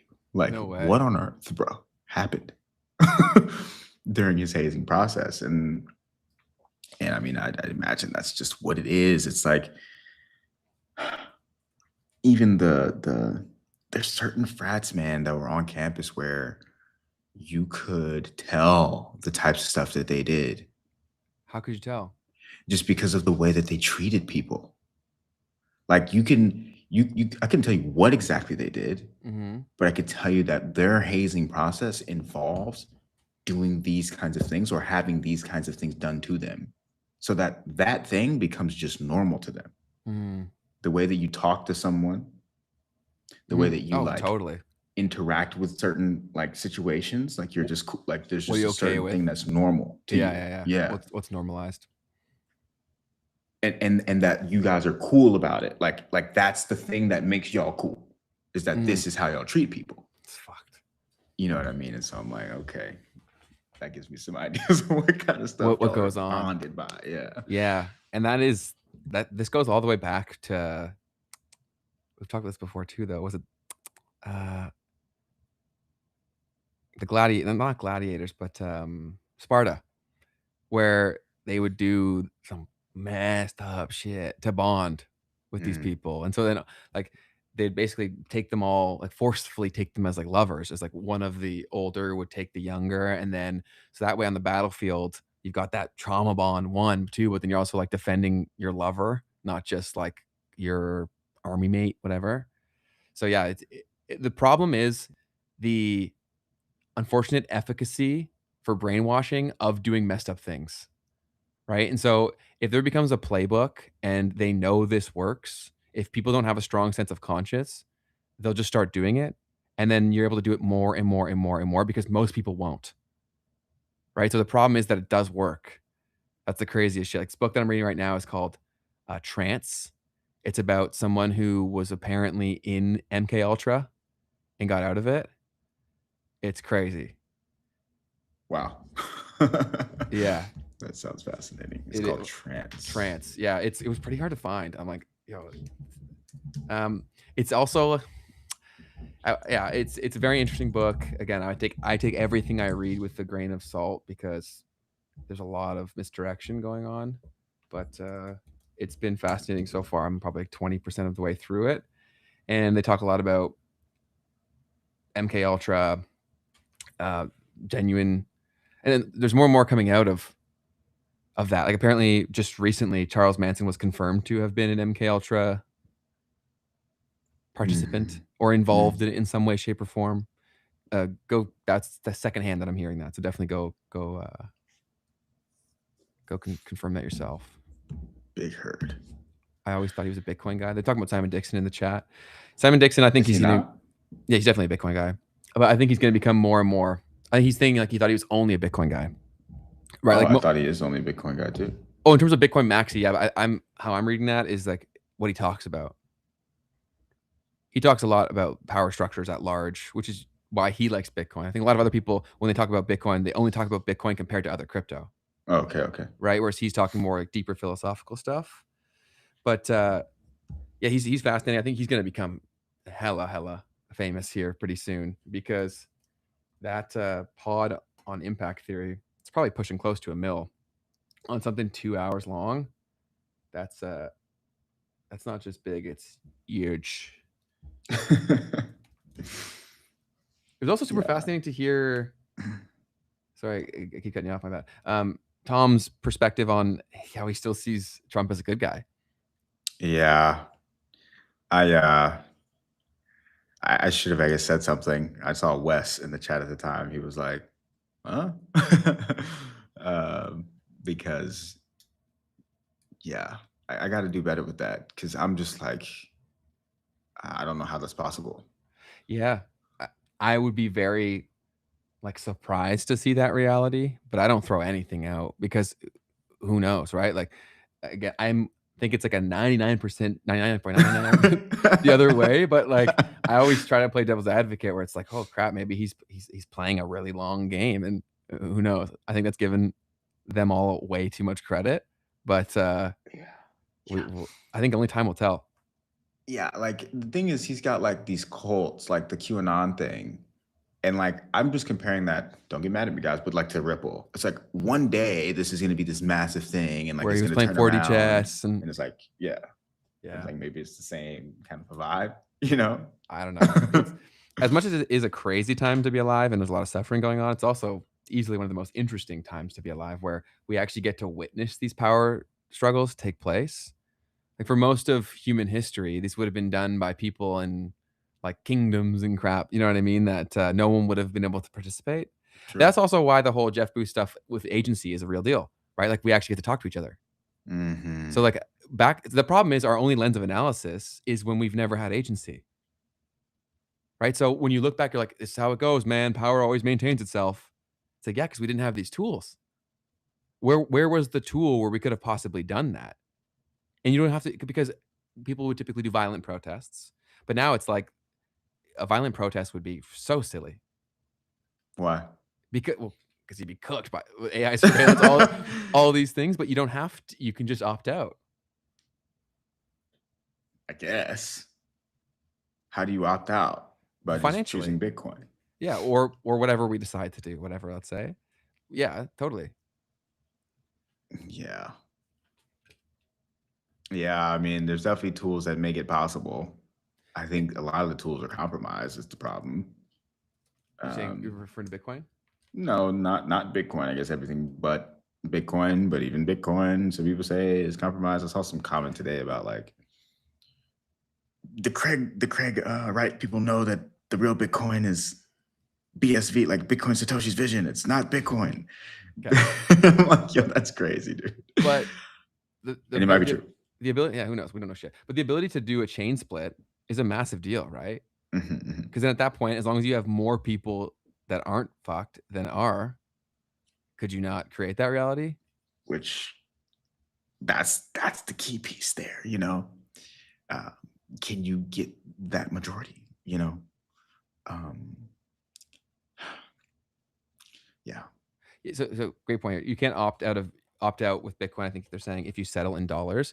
Yes, but how much of the dollars would have to exit for the house of cards to fall over? Right? That's really the game that you're playing. And I would venture to guess it's probably less than 20 or 30% before cracks really start to fall. Yeah. And then this fear that we're talking about that keeps the current system in its existence, I also think it would be the same sort of things that would lead to its exodus. Yeah. So but would it take 20 to 30% of the dollars though? I don't know. Because if it did, my point being, that's not the people, right? Like that's the people don't even have that really. Well, 20, 30%, no, they don't. But like, do they have to have the actual dollars if their attention is the value, if their like work output was the value until AI? But do you get what I'm saying? So like, because the coordinated effort, if someone were to do that, right? Like I'll take the little bit of resources that I have. If you're going that crazy, you're probably also taking the other things very seriously, right? In terms of the removal of your attention to certain places, the removal of your time. But of course, this is all very, very theoretical and interesting. No, but you've made an incredibly powerful point, which is that like the resources that we have is not our money. No, it's always been our attention. It's always been our attention, because even money is just a method for channeling attention. That's all it's ever been. Attention and effort, output, energy. That's all it is. Totally, man. Yeah, 100%. Where do you want to go next? We'll definitely jump into news in a second, but Thomas Devine said he's playing a game all right, pumping stocks every week. He's talking to Trump? Yeah. That's just crazy how much money they've made over his presidency. No, you would have to have that answer in countries accepted. Dollars are accepted worldwide. Currently, yes. The answer in countries accepted. Years. Yeah, Lucas, that's the game that we're all, or the question we're all asking, and it's a lot of what Tom was basically saying, where eventually you've got to protect the dollar, like he was saying, right? Otherwise, this is an inevitable reality. But yeah, I mean, dude, the crazy thing is like inshallah, we're going to see something crazy happen with money. 100%. Like it just like just statistically. Yeah. Like we're at that point. Totally. So, yeah, dude. I don't know what it's gonna look like, how long it's gonna take, but like we'll be around for it. Yeah, 100%. And it kind of, if you've been in crypto for a long time, you kind of feel a little bit like Chicken Little, What's that? Right. You don't know the Chicken Little reference? The sky is falling. The sky is falling. Okay. Yeah, definitely. I was just talking to someone last night about like, what if we're in a larger super cycle? I was talking to EJ and EJ Smith, and he was like, what if we're in a larger super cycle, and like this was the 12-year, we went through the fourth cycle. There's this theory out there that things move in quarters. So we've gone through the fourth cycle, and now imagine that like we're at the peak of, or this past bull run was the peak of the dot-com bubble.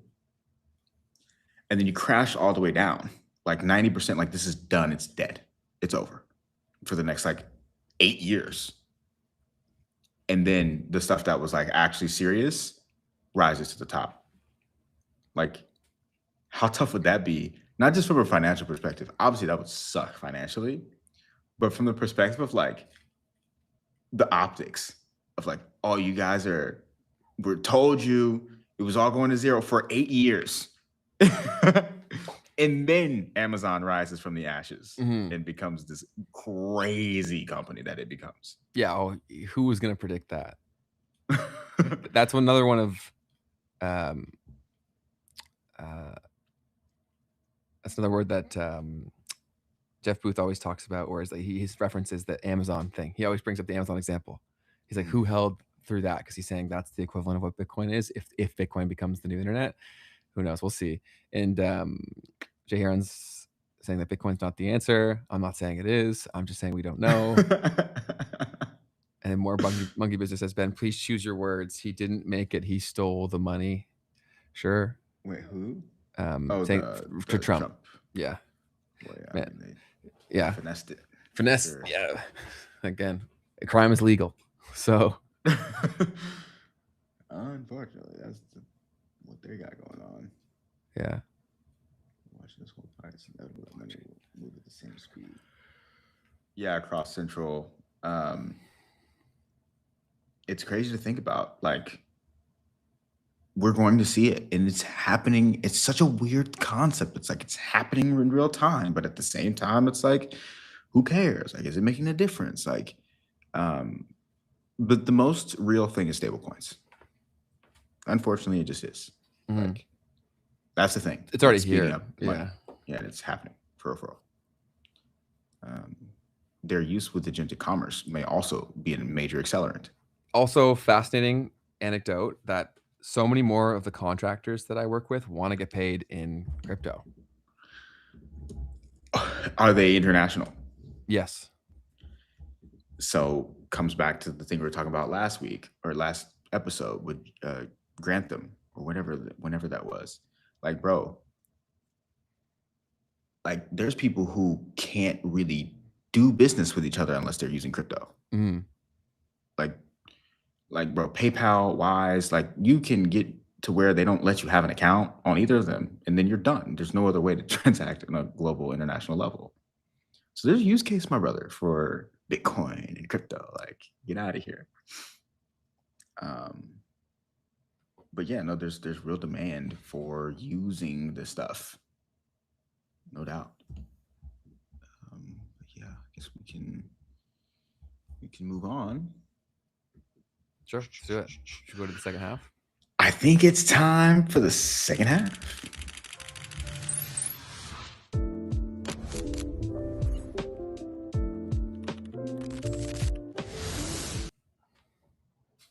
Keith, I lost your camera. Oh no, I lost you for like 30 minutes before.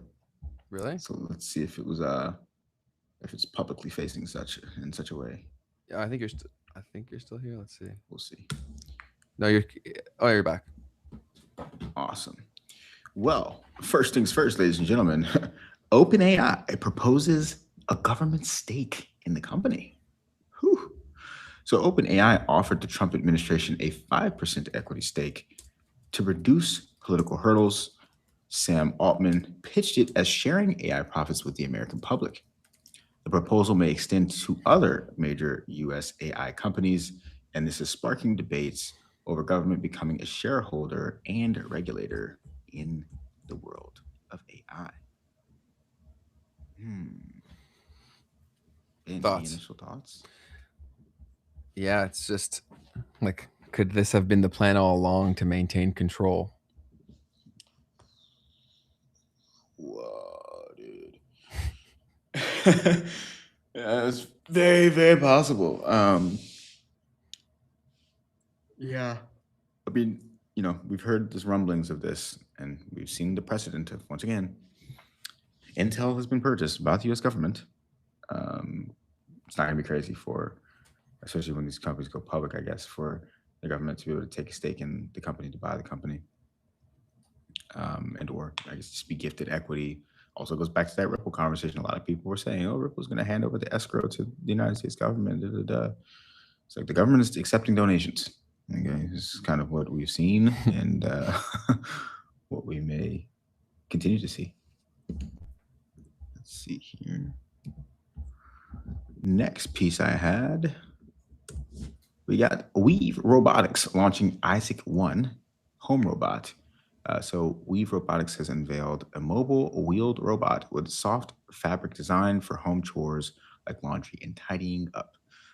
This is a successor to their shipping Isaac 0 laundry folder.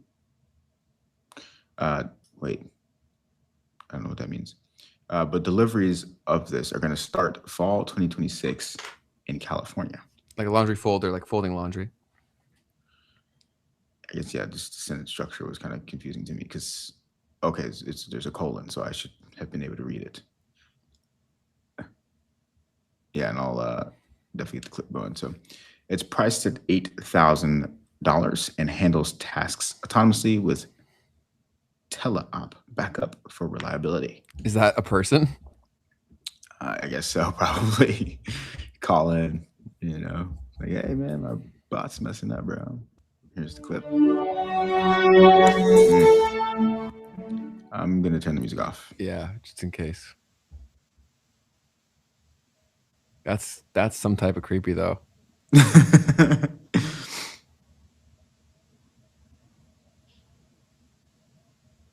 Oh, how nice. It's folding. Dude, how is this real life? This looks like the beginning of a horror movie, man.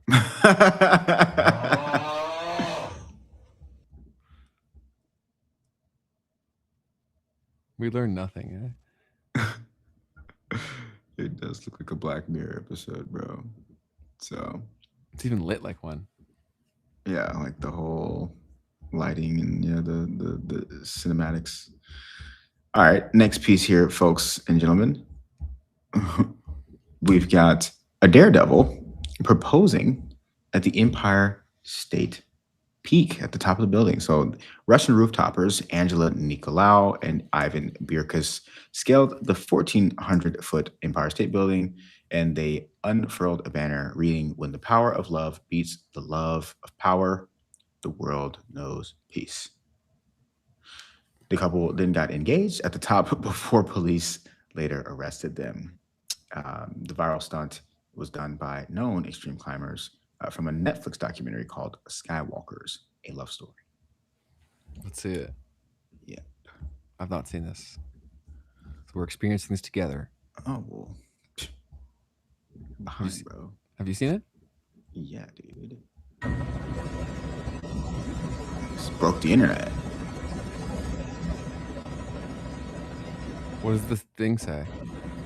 That's a quote you just read? Yeah, when the power of love beats the love of power, the world knows peace. Interesting.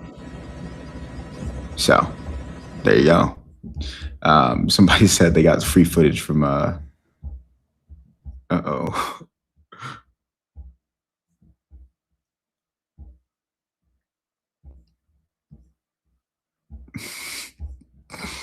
anyways, fascinating stuff. And then, so I didn't notice this until this morning, but yeah, these people are famous for doing this already. Yeah, they're already really big. Got it. And Vivu says, we already let Ring cameras communicate with each other so they can see and hear everything. What harm could a laundry robot do? Pretty much, man. Nothing's gonna be standing over me when I'm sleeping, bro. Be like, I don't mess with that. Yeah, and Robbie J. Davis said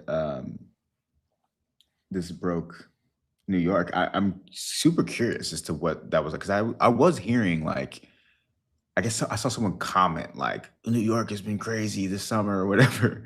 So I'm curious, like, what was the impact of them doing that? Like obviously this took over the internet, but did it have an impact on the ground floor as well? Like, also, what's your thermostat set at, RD? Because 78 degrees is what I heard is what they want.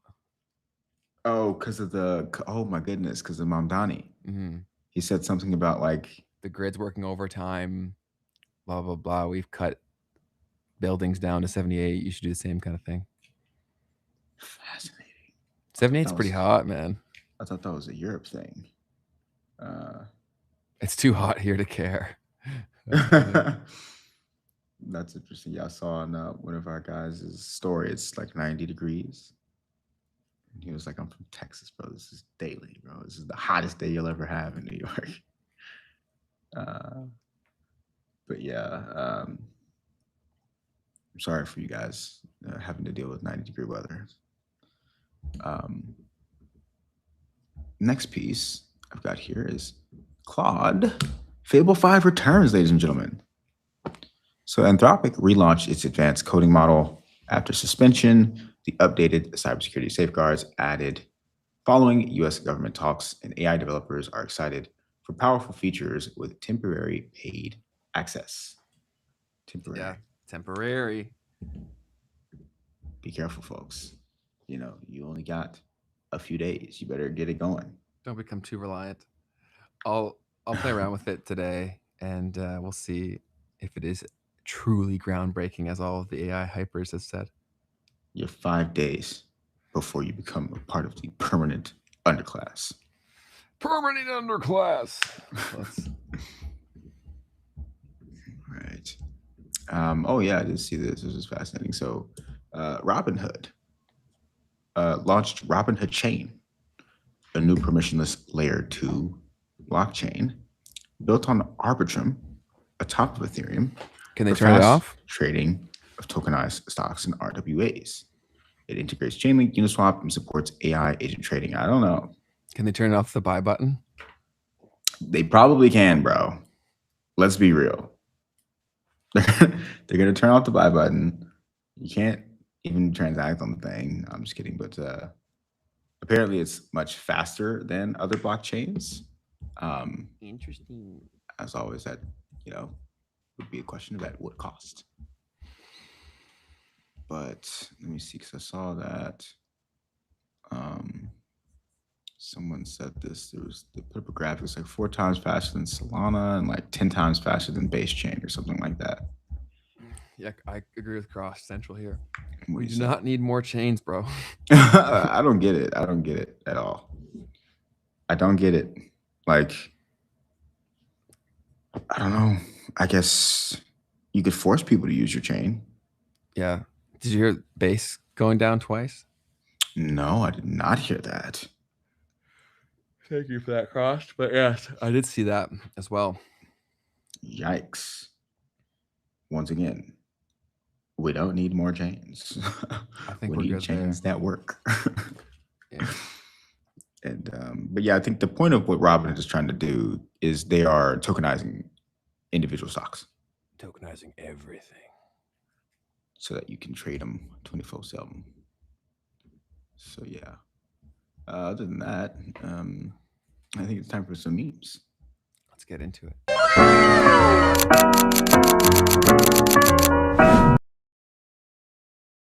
Fantastic. Ladies and gentlemen, we've got a man named Ari Feldman who sold his Bitcoin. Talked about it on the podcast. Avi Feldman is a prominent cryptocurrency trader, portfolio manager, and the current CEO of 1000X Media. He is a former hedge fund manager, and he liquidated his entire Bitcoin portfolio after nearly a decade in the crypto industry. He argues that the market is structurally shifting, with institutional money rotating toward productive fee-generating assets instead of macro-driven tokens. Let's hear him say this himself. Valuable because it exists outside the system. Bitcoin's valuable because if the system makes mistakes, there's an escape hatch. You can say if the Fed raises rates incorrectly or cuts rates incorrectly, stimulates the economy too much, inflation runs out of control, there's somewhere for you to go. But that only makes sense in a world where the Fed has massive control, or the government has massive control over the direction of the economy, which was true for a very long period of time. I mean, basically from the Great Recession up until today, people watch the Fed like a hawk. Today, that matters less. And it matters less because you're seeing true secular world-changing growth in robotics, in AI, in biotech, in defense. Things are genuinely happening. Things are genuinely being built. I mean, SpaceX is a great example of this. It's possible in 15 years, we have genuine asteroid mining. It's possible in 20 years, we're going to Mars. I mean, these are advancements that humanity couldn't even have dreamt of 30 years ago. And so the amount of money that is pumped in the system, the irresponsibility of the Fed or the irresponsibility of government somehow now takes a back seat to the actual future. And that's one of the reasons that I think crypto has been struggling so much, is because we don't have a narrative for it right now. With that being said, at the end of the day, I'm a trader. And I think that there's a price at which Bitcoin makes sense. And the Bitcoin's not going away. I don't think it's going away. I just think at this moment in time, attention is elsewhere.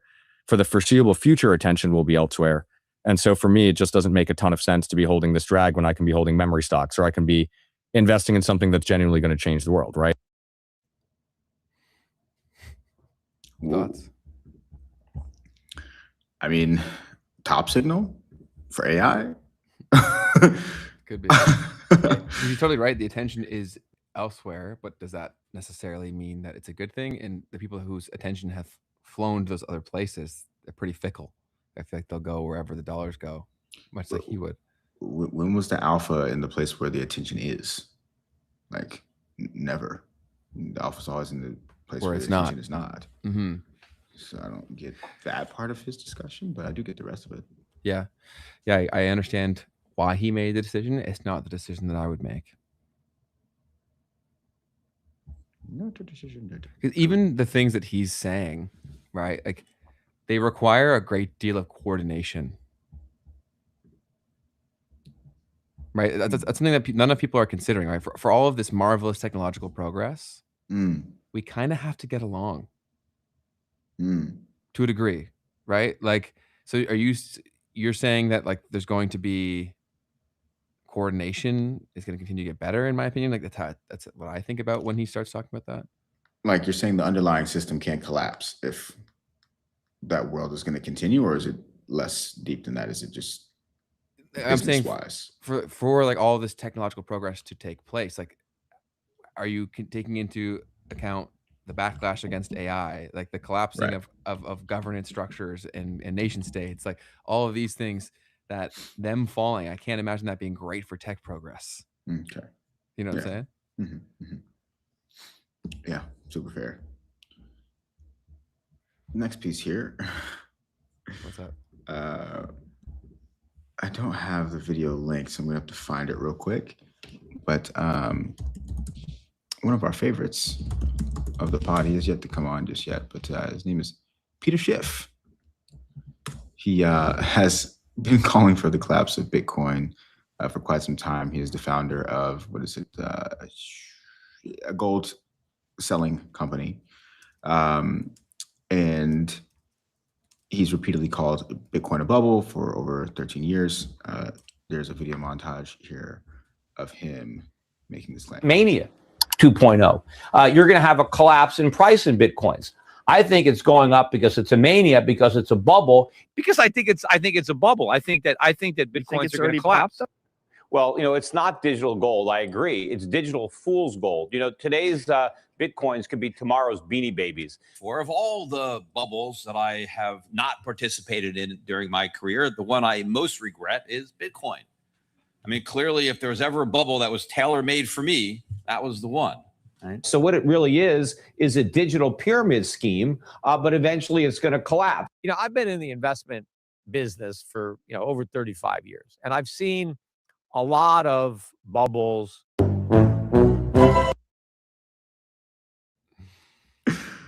That's actually really wild. So a couple things that I didn't know. First off, or the thing I didn't know is that he was on Joe Rogan. Yeah, that was pretty shocking to me as well. Holy crap. He was on Joe Rogan in 2017. We need some crypto bulls on Rogan, man. Yeah, man. So the thing that I loved about that though was like it started at $770, where he's calling it a bubble. And like that's already a crazy feat for Bitcoin. From nothing? Like that's wild. That's crazy. That's like that's insane. And then you go fast forward to last year and it's trading at $100,000. And he's still calling it a bubble. So that begs the question, at what point would it not be a bubble? Does that even exist? And if the answer is no, then why is he talking? And it's the thing about it is like he just gets to make money, you know, like sell gold. Incentives are just, you know, a little bit off, guys. So just be careful with the Peter Schiff thing. Yeah. Because he's made money the whole way. You know what I mean? He Totally. doesn't care. 100%. But that's just so fascinating, dude. Like to have been there that early, to have been in the financial world, to have been rich. Yeah. I wonder if he apparently it was his son who owned some, right? Yeah. And I think they sold it, right? Somebody in the chat said that they sold it before. But yeah, so gosh, that's so wild, man. Big time. Peter. Huge. Peter. Next time, give me that money, bro. I know I was like 16, but still, bro. No, not even that. Just like give me that understanding of like this asset exists as a hedge against the global monetary system. Well, there was a degree of self-awareness when he said that it was the perfect Ponzi scheme for him. Right. Now I get that. Yeah, exactly. That's wild. Next piece is Dave Portnoy's Bitcoin curse. I'm excited to see what this is. So Dave Portnoy is the founder of Barstool Sports. He's a media entrepreneur, internet personality, longtime Bitcoin skeptic turned regretful trader.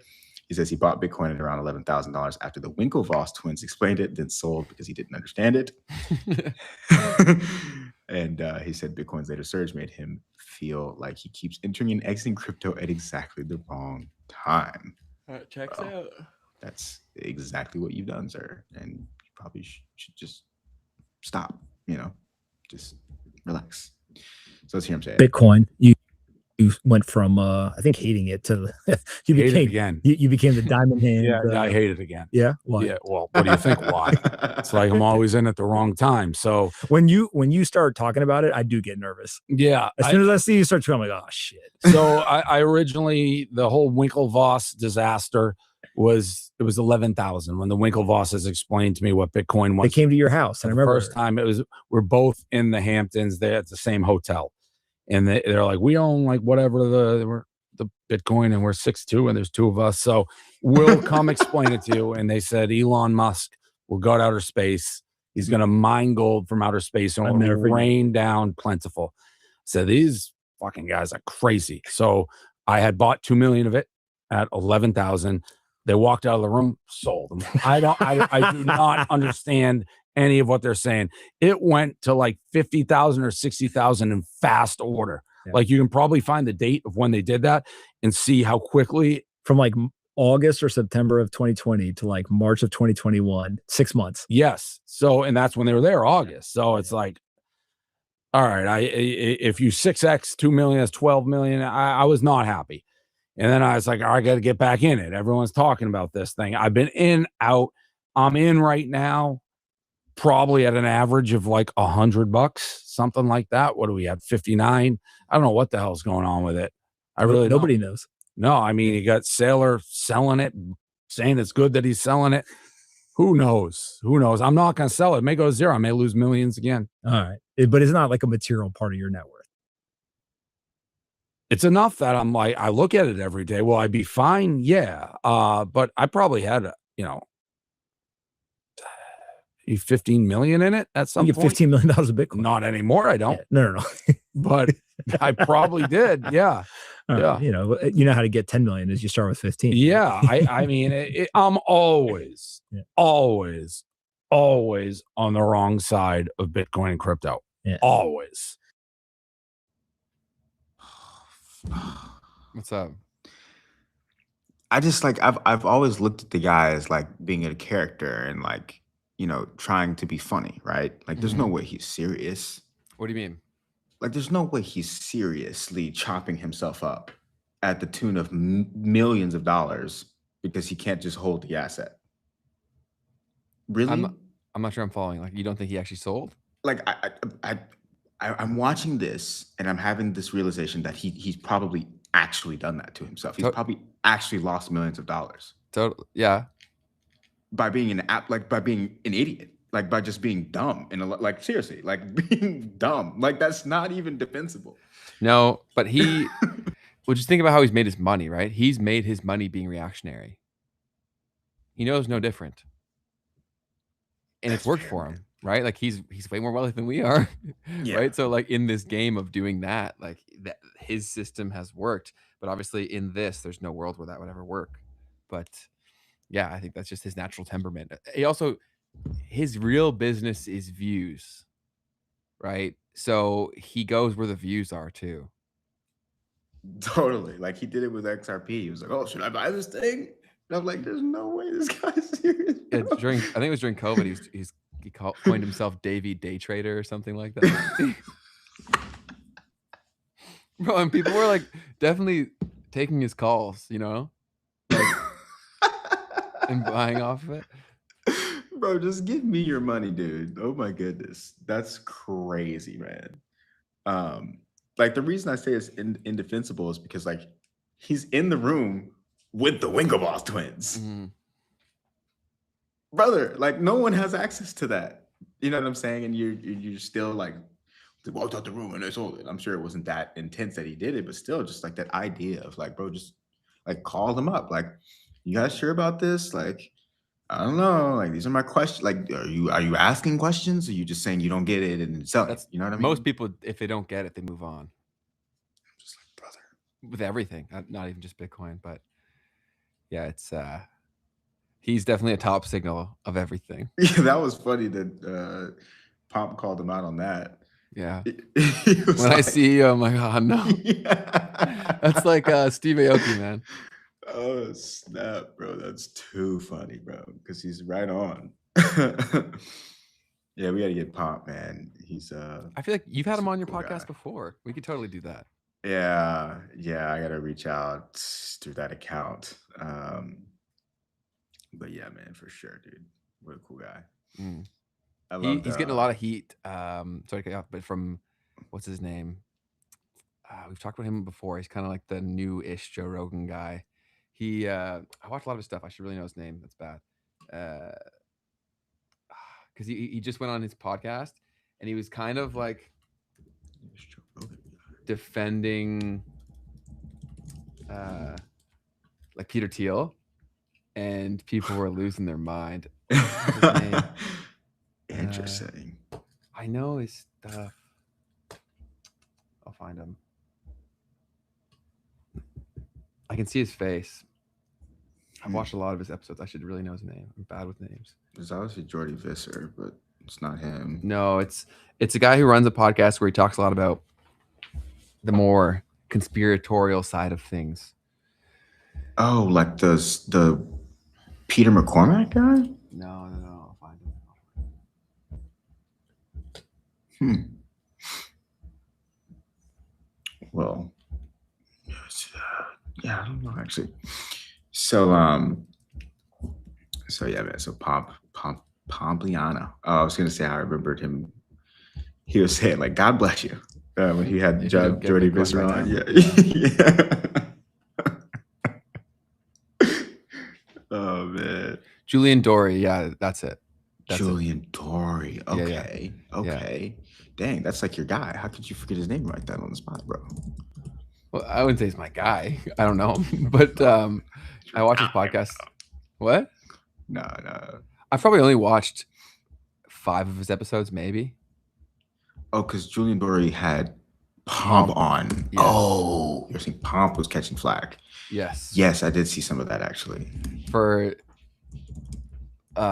having Peter Thiel's back a little bit, it seemed a little bit, or at least trying to play devil's advocate. Right. Maybe I'll literally play a little bit of a clip from that real quick. Thank you, Milky, by the way. Milky Cocoa Puff. And sometimes I see stories that people are saying things, and then I will either through friends or people associated, whatever, know a little bit more and be like, I can see how that story gets written, but like, that's probably not the thing.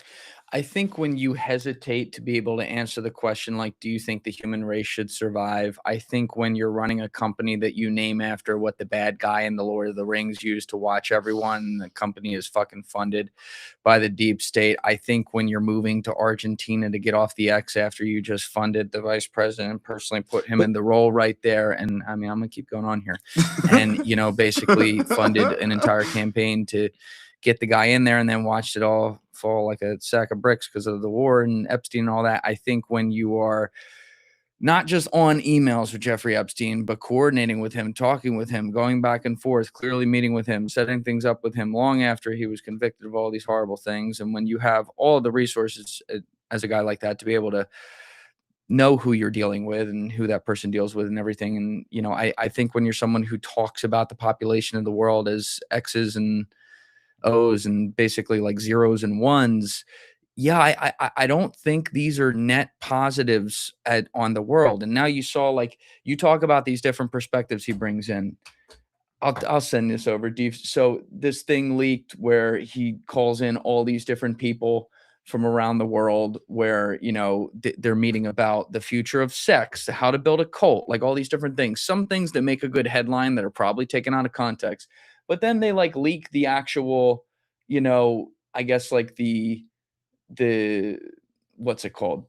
The like schedule of all of it. And you're looking at it and you're like, okay, he's not inviting like Billy from the block to get perspective. So when you say he's courting all different perspectives, you're right. He invited people like Jonathan Greenblatt, who has political differences with him. He invited people, you know, he's on the Bilderberg group. They have people from the left and the right across there. He invites all these people around the world. But what they do have in common is that they're all a part of elite sectors. These are not your average everyday person. Forget average everyday American. I'm talking average everyday global citizen. But and he puts together groups like this, and it's just like, my brother in Christ, if you are trying to get people to trust you, keep doing this because it's going to actually have the complete opposite effect. So take all of that and we can go through some of the things that I think the media is wrong on. He is probably the first person that we know of that went to a major technology or corporation and said, you do not understand the plight of the average person. You do not understand why socialism is rising, and it is imperative that you spend time focused on trying to learn this. Yes. I think he did. I can't remember exactly, but I think it was something like 2020. It was no, it was earlier than that. Even earlier, right? It was like so 2016, I think. So if you almost think about it from the perspective of somebody who's hanging out with the elites, you know, successful people, whatever, but has the ability not only to have that thought, but to formulate it, articulate it, and then think it's big enough and important enough to then go send to Mark Zuckerberg at Facebook, etc. I think that's part of why a lot of the folks who know him or people like him are like, dude, this guy is rare. But does that connect to what he was saying? Like, why is that related? I don't know. And maybe the clip is out of context too, right?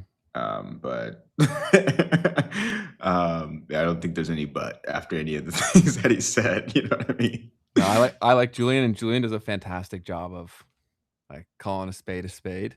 Yeah. So I definitely appreciate that about him and his show. But yeah, I saw those clips going crazy on Twitter, and I was like, oh, Pomp's obviously fine with controversy, but I was like, you definitely found it.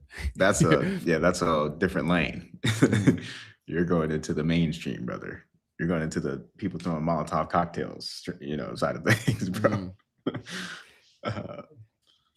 So yeah, I mean, yeah, I don't feel like there's anyone who's like pro Peter Thiel, anyways, besides the people that are like in the space. You know what I mean? Only really rich people, I'm sure. Yeah, and that's it's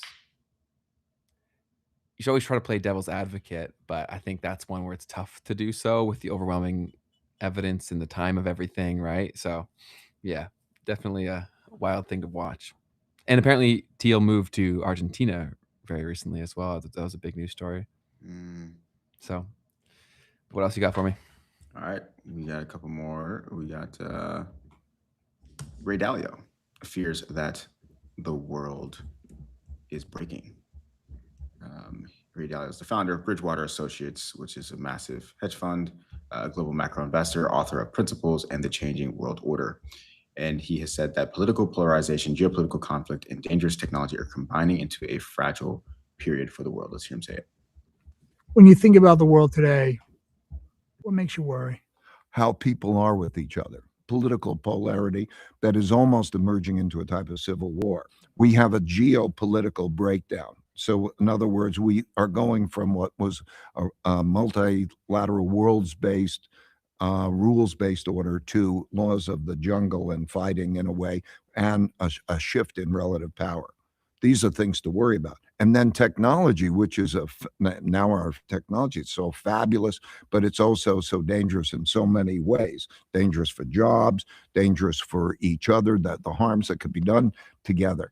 And so when I look at those are circumstances that it brings the pros and cons. And at the same time, if people could deal with each other well, if we could deal with these things. I think, again, I go back to, well, again, born in 1964, all the trends, declining interest rates and deflation. Again, there were some horrible things happening in the world, but generally speaking, the world was more peaceful versus clearly the prior period of time. The orderly American world order. And that underpinning, that geopolitical underpinning and cooperation, that allowed for an economic model. We had a middle class. And we had global poverty come down meaningfully. Notwithstanding the fact there's a lot of suffering in the world and it has to be acknowledged.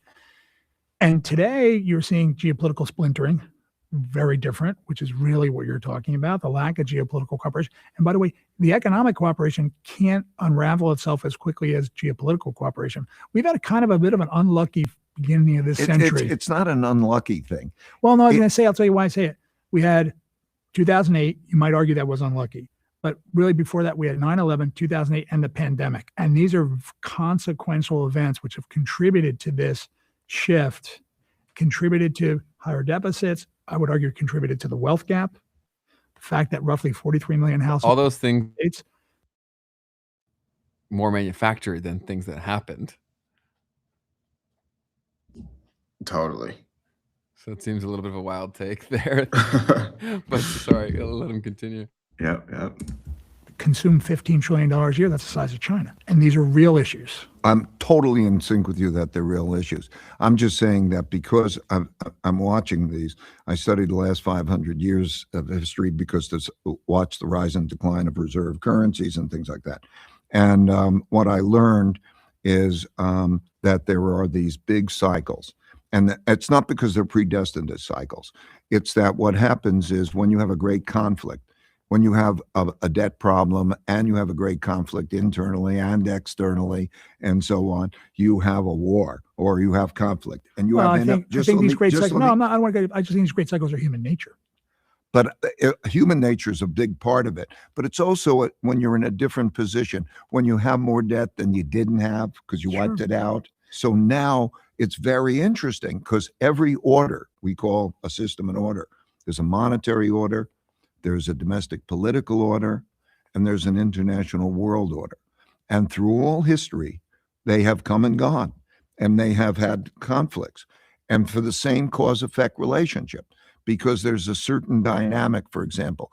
One of the great things about capitalism, one of the challenges of capitalism, the great things about that is the inventiveness, the entrepreneurship, and all of that comes up and so on. And then simultaneously, it produces also great wealth gaps and differences that can produce great opportunity gaps.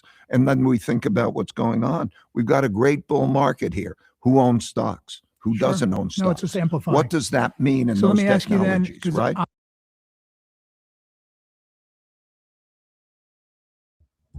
Thoughts, opinions? I mean, I definitely think that there are major concerns The one thing about like harping on, oh, I've studied history, is that things do rhyme, but we're in a whole new kind of world right now. So the way that things resolve, who knows what that actually is going to look like, you know? Totally. Yeah. And also, if you studied history, who dictates the history that you're consuming? One. And then two, how much of that history was included in the broken things that we're discussing as well, right? Like how many of those things are byproducts of that and it's shifting and changing. So yeah, I think most of history, man, like if you go back really, really far, like even the thing that we're talking about today is the problem of like central banking and the money system. Like I think that was spawned out of things that were branded something different before that. So I think you can just keep going back farther and farther and farther, but it's the same underlying control mechanism. So yeah, I think it's kind of a futile endeavor to study history for these things, but I digress. Next thing, we got Professor Zhang saying that boomers stole the future. Professor Zhang Shuiqing is the creator of predictive history, known for commentary on geopolitics, demographics, and civilizational decline. You said that well, Keith. Which part of it? His name. Oh, Shuiqing. China. It's probably wrong. All right, here we go. Boomers, which for the longest time was the largest political cohort in America. They control the wealth, they control all the political power, and all the status in America. And they, because of Pax Americana, they can live a lot longer than the average life expectancy. So during the time of the baby boomers, when they're growing up, maybe the life expectancy for the average American was 72 years old. And now the baby boomers, a lot of them, maybe 10% of them, will live to at least 100 years old. And so with that, you have the lack of social mobility in America. There are no opportunities for young people. And young people now are choosing life degeneracy, gambling, rather than one of hard work. Because from their perspective, they have absolutely no opportunities to rise because the baby boomers have monopolized everything. And so they need to gamble in order to make it rich. And so because young people refuse to work, the only way to sustain the economy is bring in immigrants, whether it's legal or illegal. Illegal people cross through the Mexican border, and there's about 20 million of them in America right now. And then you have millions who come legally through the H-1B visa program, which is basically slavery, if you look at it very carefully. And young people now refuse to have children. So now you're even more dependent on immigration. And again, this is very similar to what happened to the Roman Empire when women just refused to have children and they were forced to import immigrants in order to feed the economy. So that's one, the demographic crisis. Yeah, I think that like everything makes sense, right? When you look at it, like why the rise of gambling, that makes sense, right? When you look at it and why aren't kids willing to work? It's not, the deal doesn't make sense anymore, right? So if the options are either I work and my life sucks, or I don't work and my life sucks and at least I have my time, it makes sense why they're opting for the latter. Like, I don't think this is that crazy of a thing. And of course, it's easy for the older people to say like, oh, we worked so hard. It's like, you got paid proportionately. That's where it's gone now, right? Because even if you do have a really high salary, the buying power is so greatly diminished. Like it's insane to even think about where like how much that's taken place, especially in Canada. Because I know it's present everywhere. Like the cost of the basic thing you need of shelter, that's so high, and you have to pay for that in after-tax dollars. So the amount of money that you need to live a good life on top of just having basic decent shelter is impossible for so many people. Like, I understand why people are opting out. They're being as that guy said a while back, like sound economic actors. Like, of course, yeah, this is a natural response to the current situation. This is a bad deal that you're wanting them to walk into. Totally. You broke it down well there. It's a different contract, you know. So it's so cooked, like across the board. Like, and as a kid, right? Like my dad, like dad didn't, whoever's dad, whatever, like I'm saying as an older person, they went in, they dealt with the boss, they dealt with all the bullshit because the trade-off on the other end made some sense, right? There were still things they didn't like, but now they're like, oh, you should still have to go through those things. It's like, but I don't get the thing that made you do it. right? So there's just a really a strong degree of lack of empathy across the board, where if things like the housing markets coming down may change the conversation a little bit for when older people's money starts getting more impacted. Because my mom was like, my mom is really good. I've educated her on a lot of these things, and so I'm like, don't ever agree with any of my opinions, but like, here are mine. Here's how I came to them, whatever. And she's like, when will people wake up, Ben? I'm like, not until it impacts them financially. There's like, until it hurts them, they don't care. What's up? No, you're right on about that. And yeah, the most recent move in Canada was prop up the housing market with the you have to, man. Yeah. So many of the people that would start asking questions that could actually cause problems for these people would happen then, right? Like, they don't care about us complaining. They're like, what are you gonna do about it? You don't have money, right? You don't have status, you don't have power, you don't have connections. So I don't go cry. Go do it all you want. And then, in fact, I'll get my people to say you're crazy for crying. And so it's just, yeah, until that happens, it's not gonna change anything. I've watched almost all videos and interviews with Jang. He's going on a tour also to America to meet up with people. Please try and get him on. We would definitely love to have him on. We've been saying that. We were talking about Jang before he was a thing, man. Like, obviously he was popular, but not like he is now.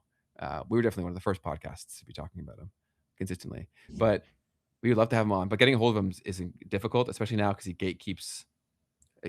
I'm sure he gets so many people reaching out to him now, right? So I can't imagine. But I would love to have him on. He'd be one of my dream guests for sure. Yeah. Especially because the Canada connection too. He'd be hilarious. He'd be so funny. So yeah, if y'all, I don't even know how we go about getting a hold of him.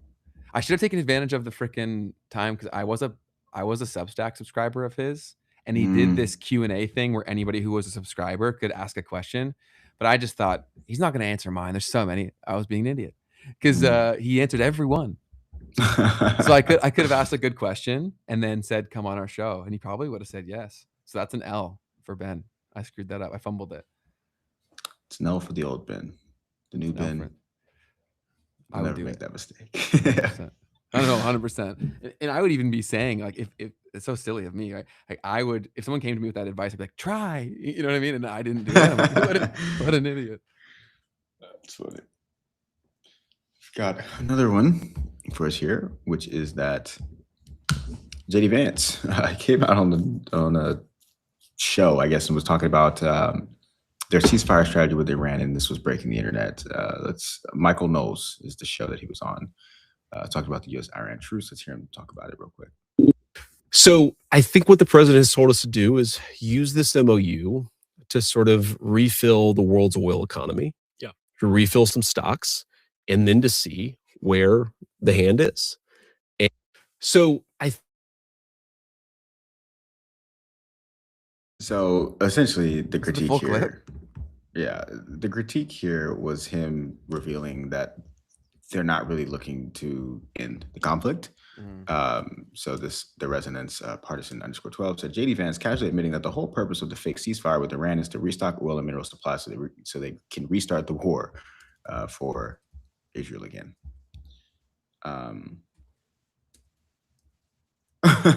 This one's good. It says, is today Destroy Iran Day or a pause for negotiations day? And then an assistant saying, let me check with the White House stockbroker. But yeah, so yeah, I mean, it was all fishy to me.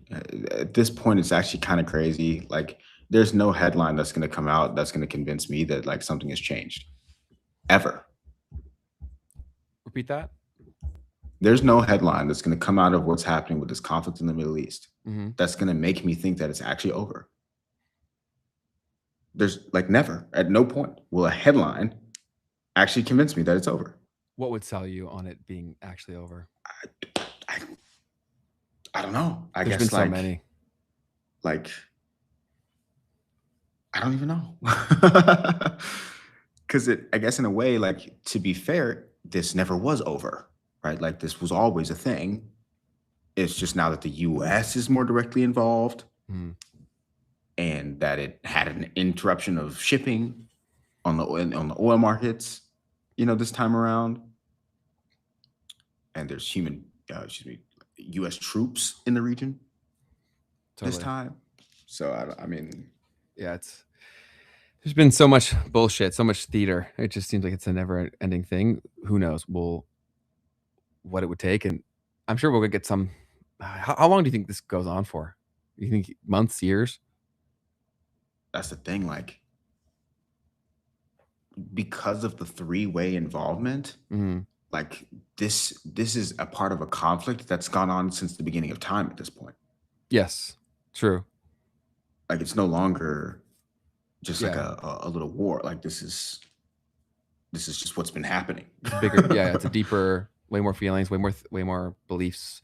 No, it's totally fair. That's totally fair. But in the chat, we got Zhang is a big thing. Yeah, he's huge now. How are you now? Saying, don't talk about yourself like that, brother, because I was calling myself an idiot. The thing is, I'll call myself an idiot when I'm being an idiot, but I don't think I am an idiot when I'm being an idiot. I think it's a temporary thing. Do you know what I'm saying? Like, that's fair. Like, I don't think anything's static. So I think, like, if in a moment I was being like that, then it's like, okay, that's fair. In that moment, I was an idiot. I don't think I'm an idiot, but like, it's yeah. But I appreciate that. Thank you. Same, Keith. Yeah, same. People are agreeing with you. So the next piece we had here. Only time would make me believe. Yeah. Yeah. That'll be the war machine needs war. Yeah. So Trump also just recently had his crypto portfolio disclosed. I think I'm gonna make a video about this. Yes, you should, Keith. ASAP. That's the perfect intersection of things. Yeah, he's got $100 million in Bitcoin. Dang. $55 million in Ethereum, $50 million in the World Liberty Fi token, and $5 million in stablecoins/digital dollars, and then $1.5 million in things like Link, Aave, ENA, Move, and Ondo. 100 million Bitcoin? 100 million is crazy. That's quite a bit. That's a lot. And is that in his personal holdings? Yeah, I don't actually know. I guess, right? Like, I don't know. That's a good question. I thought that him and Vance had reported like pretty low numbers in their crypto ownership because of deliberate financial maneuvering. But maybe that's like uncovering the real extent. Or just what's happened over time. Yeah, right? Yeah, true. Noxo says, ain't no XRP in that. No, facts. A lot of people were like, oh, I doubt that's everything that he owns, because, I mean, it's probably fair. Plus, there's just all these different entities and his kids and whatever. So I don't know what this is accounting for in terms of, like you were saying, this is what's personal included. Holdings. Yeah, I don't know. But Bitcoin's up 4.47% on the day. Oh, sorry, on the week. Sorry, on the day it's 3.31. Wow. What's been funny is getting like the alerts from the exchanges. They're like, this is up 10%. It's like, bruh. I turned all those off. He got smacked down by 30%. Yeah, we ain't happy. I still think the market will shock a lot of people in time frames that they're not expecting, but we will see. Yeah, I mean, it always does. Yeah. So that's my final news story for the day. Actually. Cool. So should we move on to the community? Time to talk community. Community.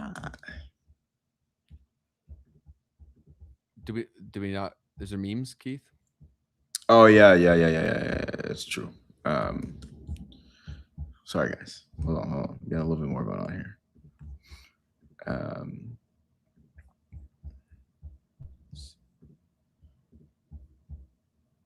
All right, folks, we've got some memes. Okay, like what am I doing here? A couple of memes for the guys. No shortage of funny things going on in the world. One of them, this guy says, bro is the final boss of the devil. What's he doing? I don't know what's going on just yet here. Oh, he's lighting firecrackers why would he do that? What are those Okay. things? I think they're look like firecrackers. What's this? And breaking news from Domino's Pizza UK. In response to the trends in the gaming industry, as of April 1st, 2027, Domino's UK will cease production of physical pizza and shift to production of digital pizzas only. That's good. Consumers will be able to download our full range of delicious pizza codes and using the power of the imagination, enjoy them in an entirely virtual sense. That's super good. That's in reference to the backlash that Rockstar is getting from the GTA 5 or GTA 6 stuff, whatever. Okay, so I figured it had something to do with that, but I don't understand. So they're selling physical disc holders, but there's no disc in it. There's a code. Wow. Mm-hmm. They should have taken the analogy even further. Then they should have said that they'll give you the box. Yeah, and not the pizza. True. That would have been even more on there, but they may have lost some people because that's even more context for people that were just headline skimming. But yeah, that's a good play. They always have pretty good marketing. Yes. Yeah, they've done a great job with that. So that's funny. All right. The next piece we had here is Charlie Warnier.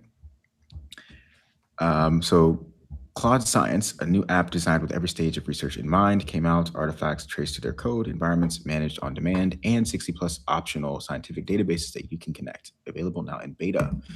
And Claude Warnier said Cloud Code, Cloud Cowork, Cloud Design, Cloud Finance, Cloud Science, and not Cloud HR, not Cloud Analytics, not Cloud Marketing, Sales, Legal, Logistics, R&D, Procurement, Account Engineering. It's all coming. It's basically, I guess, what he's saying.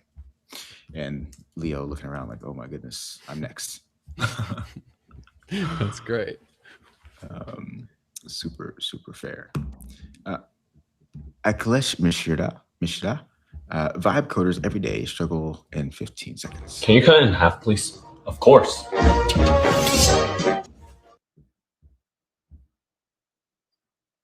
What are you doing, man? I'm cutting it in half. Not like that. Oh, you want it the other way? Yeah. Got it. He flipped the sandwich in another direction that was not the direction in which you would want the sandwich to be cut.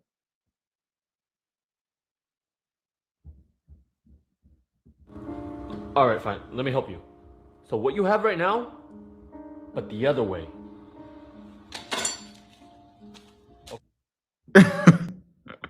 That's fantastic. So yeah, that's pretty fair. It's pretty spot on. Yeah. If you leave anything open to interpretation, chances are there's a good shot it'll get it wrong, which is the joke there. But Yeah. Derek also gave more context. So apparently PlayStation also announced that they're stopping producing all discs. Wow. That's crazy. Oh my goodness.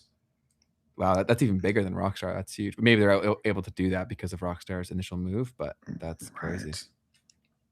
You know, that's nutty. So this next one I thought was fantastic. Chase passive income with just hits. Listen, guys, if you needed some motivation today, realize that Donald Trump did not make his first billion in crypto until age 80. Relax, brother. You still have time. Okay. So, yeah. Really do be like that. Poking fun at the concept of, how he got there, but hey, didn't get there till 80. I forgot about this. This was kind of crazy. This was real. So the Trump coin chart from the launch looked like this. That's huge. Huge. Like almost unbelievable. That's wild. And we've confirmed that's everything right, and they indicted me. And that's right. Like that's real. I mean, I guess I don't actually know, but it was definitely circulating at the time. Interesting that it happened. But yeah. So, anyways, next piece. We have Usopp introducing OpenUSD, a stablecoin built for the internet economy, designed for the businesses growing it from open standard. This is actually a really big deal. We should have talked about this too. Essentially, a few companies are coming together to create stablecoin standards that reduce the cost of using them. Anyway, so Usopp said, your total bill is $67. Will you be paying by cash, credit card, or OpenUSD, USDT, USDC, USDE? But this is going to become even more of a thing. Oh my goodness. Yeah. Yeah, that's pretty darn funny. Which stablecoin would you use? How close are we to having AUSD all the way to ZUSD covered? Also USDA, so USDZ. So yeah, there very likely will be more and more stable coins. And once again, kind of like the chain thing, like, do we really need a stable coin? Yeah, I think there's probably arguments on both sides, but I'd rather have a stable coin than a blockchain, because the stable coin you can use for, like, I mean, you could use a whole blockchain for rewards, but you don't need a whole blockchain for that. You just use a stable coin or something to pay rewards and like manage your reward system. Now you don't need the whole blockchain, bro. Just chill out. Just create a stable coin. Totally. You know what I mean? Just use this protocol to do that. You don't have to use a whole, you know, create a whole new protocol. Yes. As Sami always says, it's a stable coin super cycle.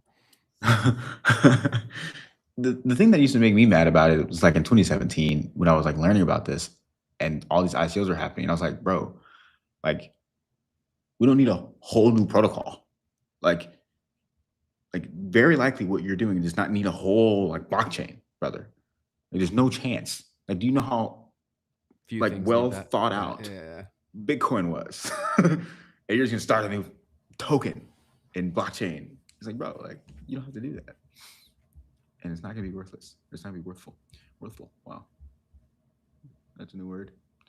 All right. So yeah, that's all that. I think the only thing that I've really got, launch of OpenUSD was in Charles's side.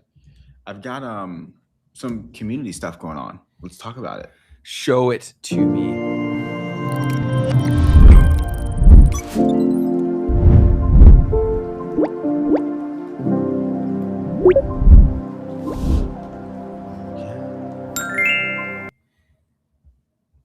Awesome, guys. So Tuesday, time long ago, we were talking economics and political structures, and he's funny, man. He's a smart dude. No doubt about it. So some people were digging this. Okay, this has gotten a lot of views post. And of course, we got flagged by frickin' 60 Minutes. So is that what happened? Yeah. So the whole episode's not monetizable because of that. So our options were either remove that piece, which then in turn also removes the live chat, or leave it and leave the live chat. And so I figured our goal is to build more people into the community. So I want them to see, because like you guys are why I kept it, because you're part of the show, right? So if I remove that, then they remove all of the contributions that people made in the chat. So I was like, 60 Minutes. Yeah, I'll have to study what we did so it doesn't happen again. But yeah, totally. Definitely worth keeping the chat. Yeah, we want to grow the community as well, and have you guys around. So check it out. There's no ads on it, I guess, or at least we're not getting any money off the ads if there are any. Perfect. So a couple folks in the comments. Jack Sparrow, Tom Luongo is an automatic sub for me. Welcome to the channel, Jack. Welcome. That's awesome. So Noxo here is another one. Listen the rest of the way, unless Mars gets brought up. Mars is a very touchy subject for some of the people in the chat there. They're instantly out when they hear that. Really? Yeah. Sorry, go ahead. I didn't hear about that. What happened with Mars, brothers and sisters? When the guy who was on Pomp's podcast started saying that, we could be on Mars in a certain amount of time, a few people were like, as soon as I hear Mars, I'm out, kind of thing. Or Mars is instant grift, which, yeah, I can see why they think that. But what other comments do you see? No, that's fascinating. I didn't know that this is a polarizing topic, this thing called Mars. Nicolas Ronis. This group collaborating is blowing my mind. Been following Tom since last year. He knows his stuff. What up, Nicholas? It is blowing my mind too that this group is collaborating. Super cool to have someone like him on. I was like, this is like a guest where we get to just talk, you know, and that's awesome. Laurel, great idea to set up a conversation with Jeff and Tom. Hope it happens soon. Me too, Laurel. The email has been sent. You will, yeah. But I'll have to follow up. They're both very busy dudes, so super busy dudes. But like, bro, it would be epic. It would, and I'm sure we can make it work. Like that's why I said to them when I sent it, I was just like, let us know sometimes that work. Like we can move around, do an extra episode as long as it works with Keith's schedule. Oh yeah, I'm the guy that you got to make it work with. No, but certainly down to do it at any time. We can make it work. Bull Snot XRB, as a California resident, we love the land, not the government. Still prideful about Cali. Makes sense. What are we sense. talking about? I guess we're talking about Gavin. Yeah, I think so. Oh yeah, I mean California is a beautiful state. It's truly absurd. Like it makes sense why they attracted all the people that they did to there, because it's pretty crazy that you can see all of those things in one state. Facts. It's insane. I get why people fell in love with it. Totally. Yeah, I still have yet to properly explore California, and I'm excited to get the chance to do that because the little bit that I've seen was just impeccable. It's truly gorgeous. Like I spent a decent amount of time in San Fran, and all the things associated with San Fran sucked, but San Fran itself was stunning. Like truly beautiful. And I can't imagine how freaking dope it probably used to be, man. Oh, that's exactly what I said. Even to the people that worked at the clinic that I was at, I'm like, man, I bet like 30, 40 years ago, maybe a little bit more, this place was like peak. Right. Oh man. Yep. God, that sucks because you'll never get that back either, you know? It'll just be gone forever, man. I don't know. Well, yeah, probably. The vibe, you know, like a California like city, you know? Like, ooh. Cause you don't have like LA's not like a city. Like it's a metro area. Yeah, you know what I'm LA saying? is different for sure. Yeah. Anyways, all right. Nice job, guys. Looking forward to more content from D's. What up? Appreciate you. Great show. You challenged my thinking today. That's what we like to see. Yeah, and we I recall seeing Just in live streams back. So we appreciate you still watching the replays and everything.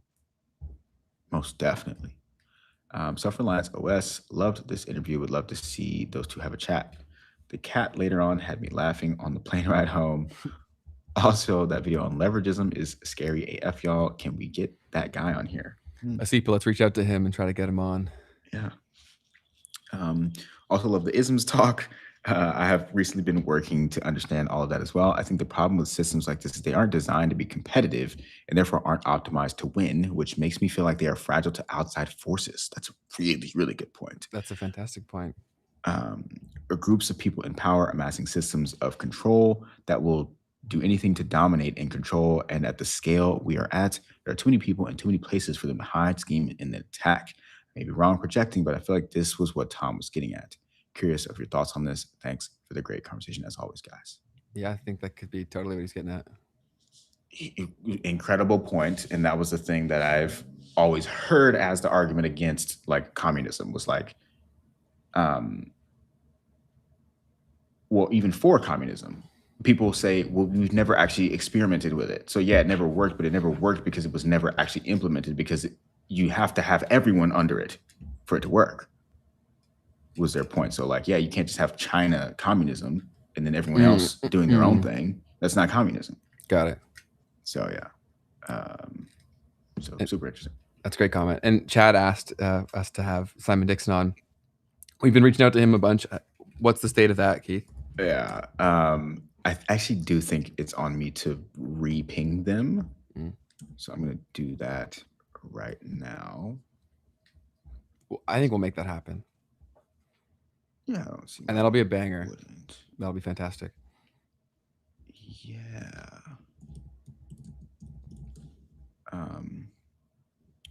Geez, I got to figure out where I sent that.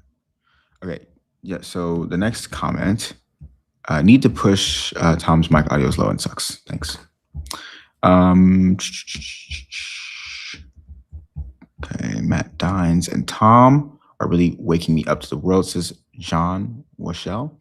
They read and research a lot of stuff like the financial history, etc. As a retired tradesman, they're helping me see the world in a different way I was never aware of before. I don't know how right they are, but they make me think and look at things in different perspectives. Come on now. It's something that helps me stay calm in an insane, wonderful world. Ever since I was a kid, it's been doom and gloom, but somehow we made it to such a time as this. One day at a time. Tough times don't last. Tough people do. Let's get it. Love it. Super cool, guys. Like, goal here is to share perspectives, learn from each other, see if there's things that we've, not thought about that we could think about. And I think that's the beauty of all of this. So this is crazy. I see this as a different font. Do you see that? What's the different font? The comment. Oh, yeah. It's fascinating. How did you do that? Came late. Can't wait to watch from the beginning. We appreciate all of the people that watch the replays, the replay squad. We appreciate you. Yep. Let's see here. B Daddy Crypto, he nailed the discussion on multivariate experiments. I don't particularly remember. Always feel free to tag at the timestamp when you guys are talking about stuff like this. Tom DeMan. Todd Man. Okay. If when Bitcoin goes up like it will, everyone is going to forget about this. And then Bernie 890 said, sure. The current trajectory of strategy is a great sign that this is going to make a turnaround. Toddman said, I don't think you know what you're talking about. Trump and Putin are hated by City of London, Davos, and loved by many others, said Jack Sparrow. And then Bernie, yet again. LOL, yeah, keep buying into that fantasy land BS he's selling you. Toddman 67 said MSTR isn't going bankrupt. That's asinine. He also said Sailor isn't dumb. That's dumb to say that. And he also said there's no Jesus narrative around BTC. Listen to the exegesis on it with Breedlove from 6 years ago. Okay, I don't know how you can say definitively there's no Jesus narrative. People assign narratives, right? They create narratives. But maybe you're saying that there's no in the Satoshi white paper narrative around that. Maybe like no intentional one. Right. Yeah, because I mean, you got Sailor, brother. I'm sorry, but he's quite a like figure, and he doesn't have to be. So, yeah, I'm not saying that he's intentionally done. I'm saying it just doesn't have to be that way.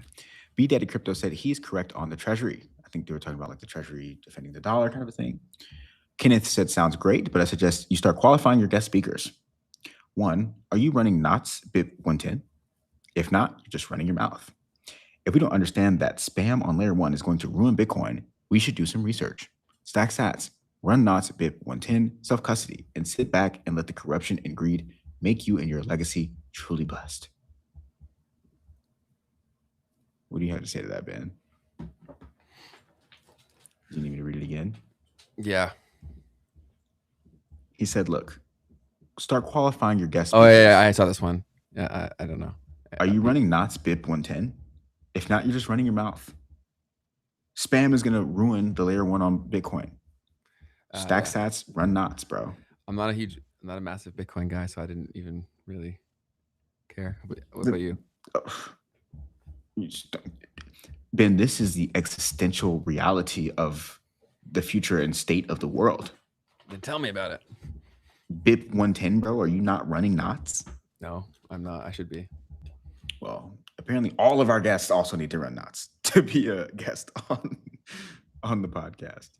But no, we appreciate you sort of educating some of us on some of these things. I definitely haven't heard the idea that spam on layer 1 is going to ruin Bitcoin. I haven't heard that, so thank you for that. Todd Man, zero evidence, Sailor's in trouble. Luke said pivoted from Trump is the best to Bitcoin is the best. And then Locus G Matron. Guys, gonna keep this simple. This guy talks like a talk, but at the end of the day, he defends Israel. Do the math. I followed him for years until I started to notice something wasn't adding up. Research more, you'll find it. Interesting. B Daddy Crypto said BlackRock owns Circle, which runs USDC stablecoin, monopoly giving corporate America first dibs over Tether and Kellogg, or I'm Kellogg Northwestern. Listen to Tom, he's figuring it out. Great process. Cool, guys. We appreciate all y'all, of course. Thanks for leaving some comments for us. We always do appreciate that. And then what was I going to say? I think that's pretty much it for me. I've got some stuff that I got to do for No Dice today. Like what? Including pulling the darn challenges in the first place. I'm on day 7. Ben, I think you're about a week ahead of me. Not mistaken. But we've got new stuff built into the app now. Yes, sir. So if you're unaware, what is No Dice? Do you want me to explain or you're going to explain? Oh, I'd love for you to, but I can too. You go for it. All right, so No Dice is a mobile app. It's this thing that's on your phone. All right, on your phone, you've got a bunch of other apps. Some of them are not so good for you. So No Dice is designed to help you to block the ones that aren't so great for you, or the ones that you want to at least have limited time on, and to create custom sessions. If you want to do a custom session, you can block specific things for specific time frames, and basically get back control over your digital habits and your digital life. So inside the app, we have the ability for you to block different sessions, block different apps with specific sessions of the day. You can also take the No Dice 45 challenge, and you can use 2 different modes of the challenge, right? So you have, and Ben, correct me here where I'm wrong. You have the No Dice side, where it's no gambling, rather. Mm-hmm. And then you have the doom scrolling side, where you can essentially take these challenges on a daily basis and earn back your ability to use whatever app it is that you're blocking on your group of apps, right? So like, let's say for me, I just blocked the doom scrolling one. So like TikTok, Instagram, etc. And so it's not removing your ability to access them entirely. It's just they're blocked unless you earn the time, which is an hour a day right now. When we do roll out the custom challenges, you'll be able to also include the amount of time that you're willing to spend on your phone doing less productive things. But for right now, yeah, it's the same challenge, but it's with gambling, obviously it's an all or nothing thing. Like it's very easy to fall into that trap of, because you can spend unlimited amount of money in 2 seconds. Yes. Right. Whereas time you're losing progressively. So so now if you are trying to cut back on social media, it's a great tool to do that. It'll make you a lot more conscious of what you're doing. And then you earn 10 minutes for each time you do one of the tasks in No Dice 45. And the first one is just pulling your challenges. So in the morning, you start pull your challenges. You get 10 minutes. You can scroll for 10 minutes, then get off and go do your stuff. Love it. Love it, love it, love it. And so I'm on the No Dice, No Gambling side.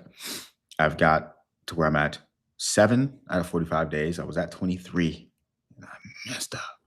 I messed up bad. It hurt my soul. It ruined my day that day. But I'm back and I'm on day 7. So let's see what we got for today for No Dice 45. Your camera's frozen for me. Can people see you? Same for me, for you. Interesting. Yeah. So I think we're both visible. Cool. I've got no gambling. I get to say hi to 5 strangers. Ladies and gentlemen, this has been crazy epic. Do not tell our devs that I have not had to give 5 compliments since I've been in Brazil. Do not tell them. I've got a journal, I've got an exercise, and I've got a document. These are all things that I can absolutely do for today. So no pressure. I'm out. And it's like starting to get towards the weekend. So even if I had to do 5 compliments, I think I'd be able to figure it out. I believe in you, Keith. So yeah, that's my challenges for the day. I don't get any screen time for doing them because I'm not on that side, but I do get the satisfaction of getting closer to finishing this challenge. And I am dedicated to getting through No Dice 45. You guys have no idea how serious I am about this. I believe in you, man. I will get through No Dice 45, and already my life has been drastically improved by going through it. So I'm super pumped and happy about that period. Oh yeah, man. Love it. Love it. Love it. Well, yeah, that's all from me. I still have to do, I already got my workout in before we started. So that's complete. Nice. And then, wait a second here. And then I also have to, what else have I not done? Breath work I still got to do. I got to give five compliments as well. And then I have to read. So I'll continue to read that trance book.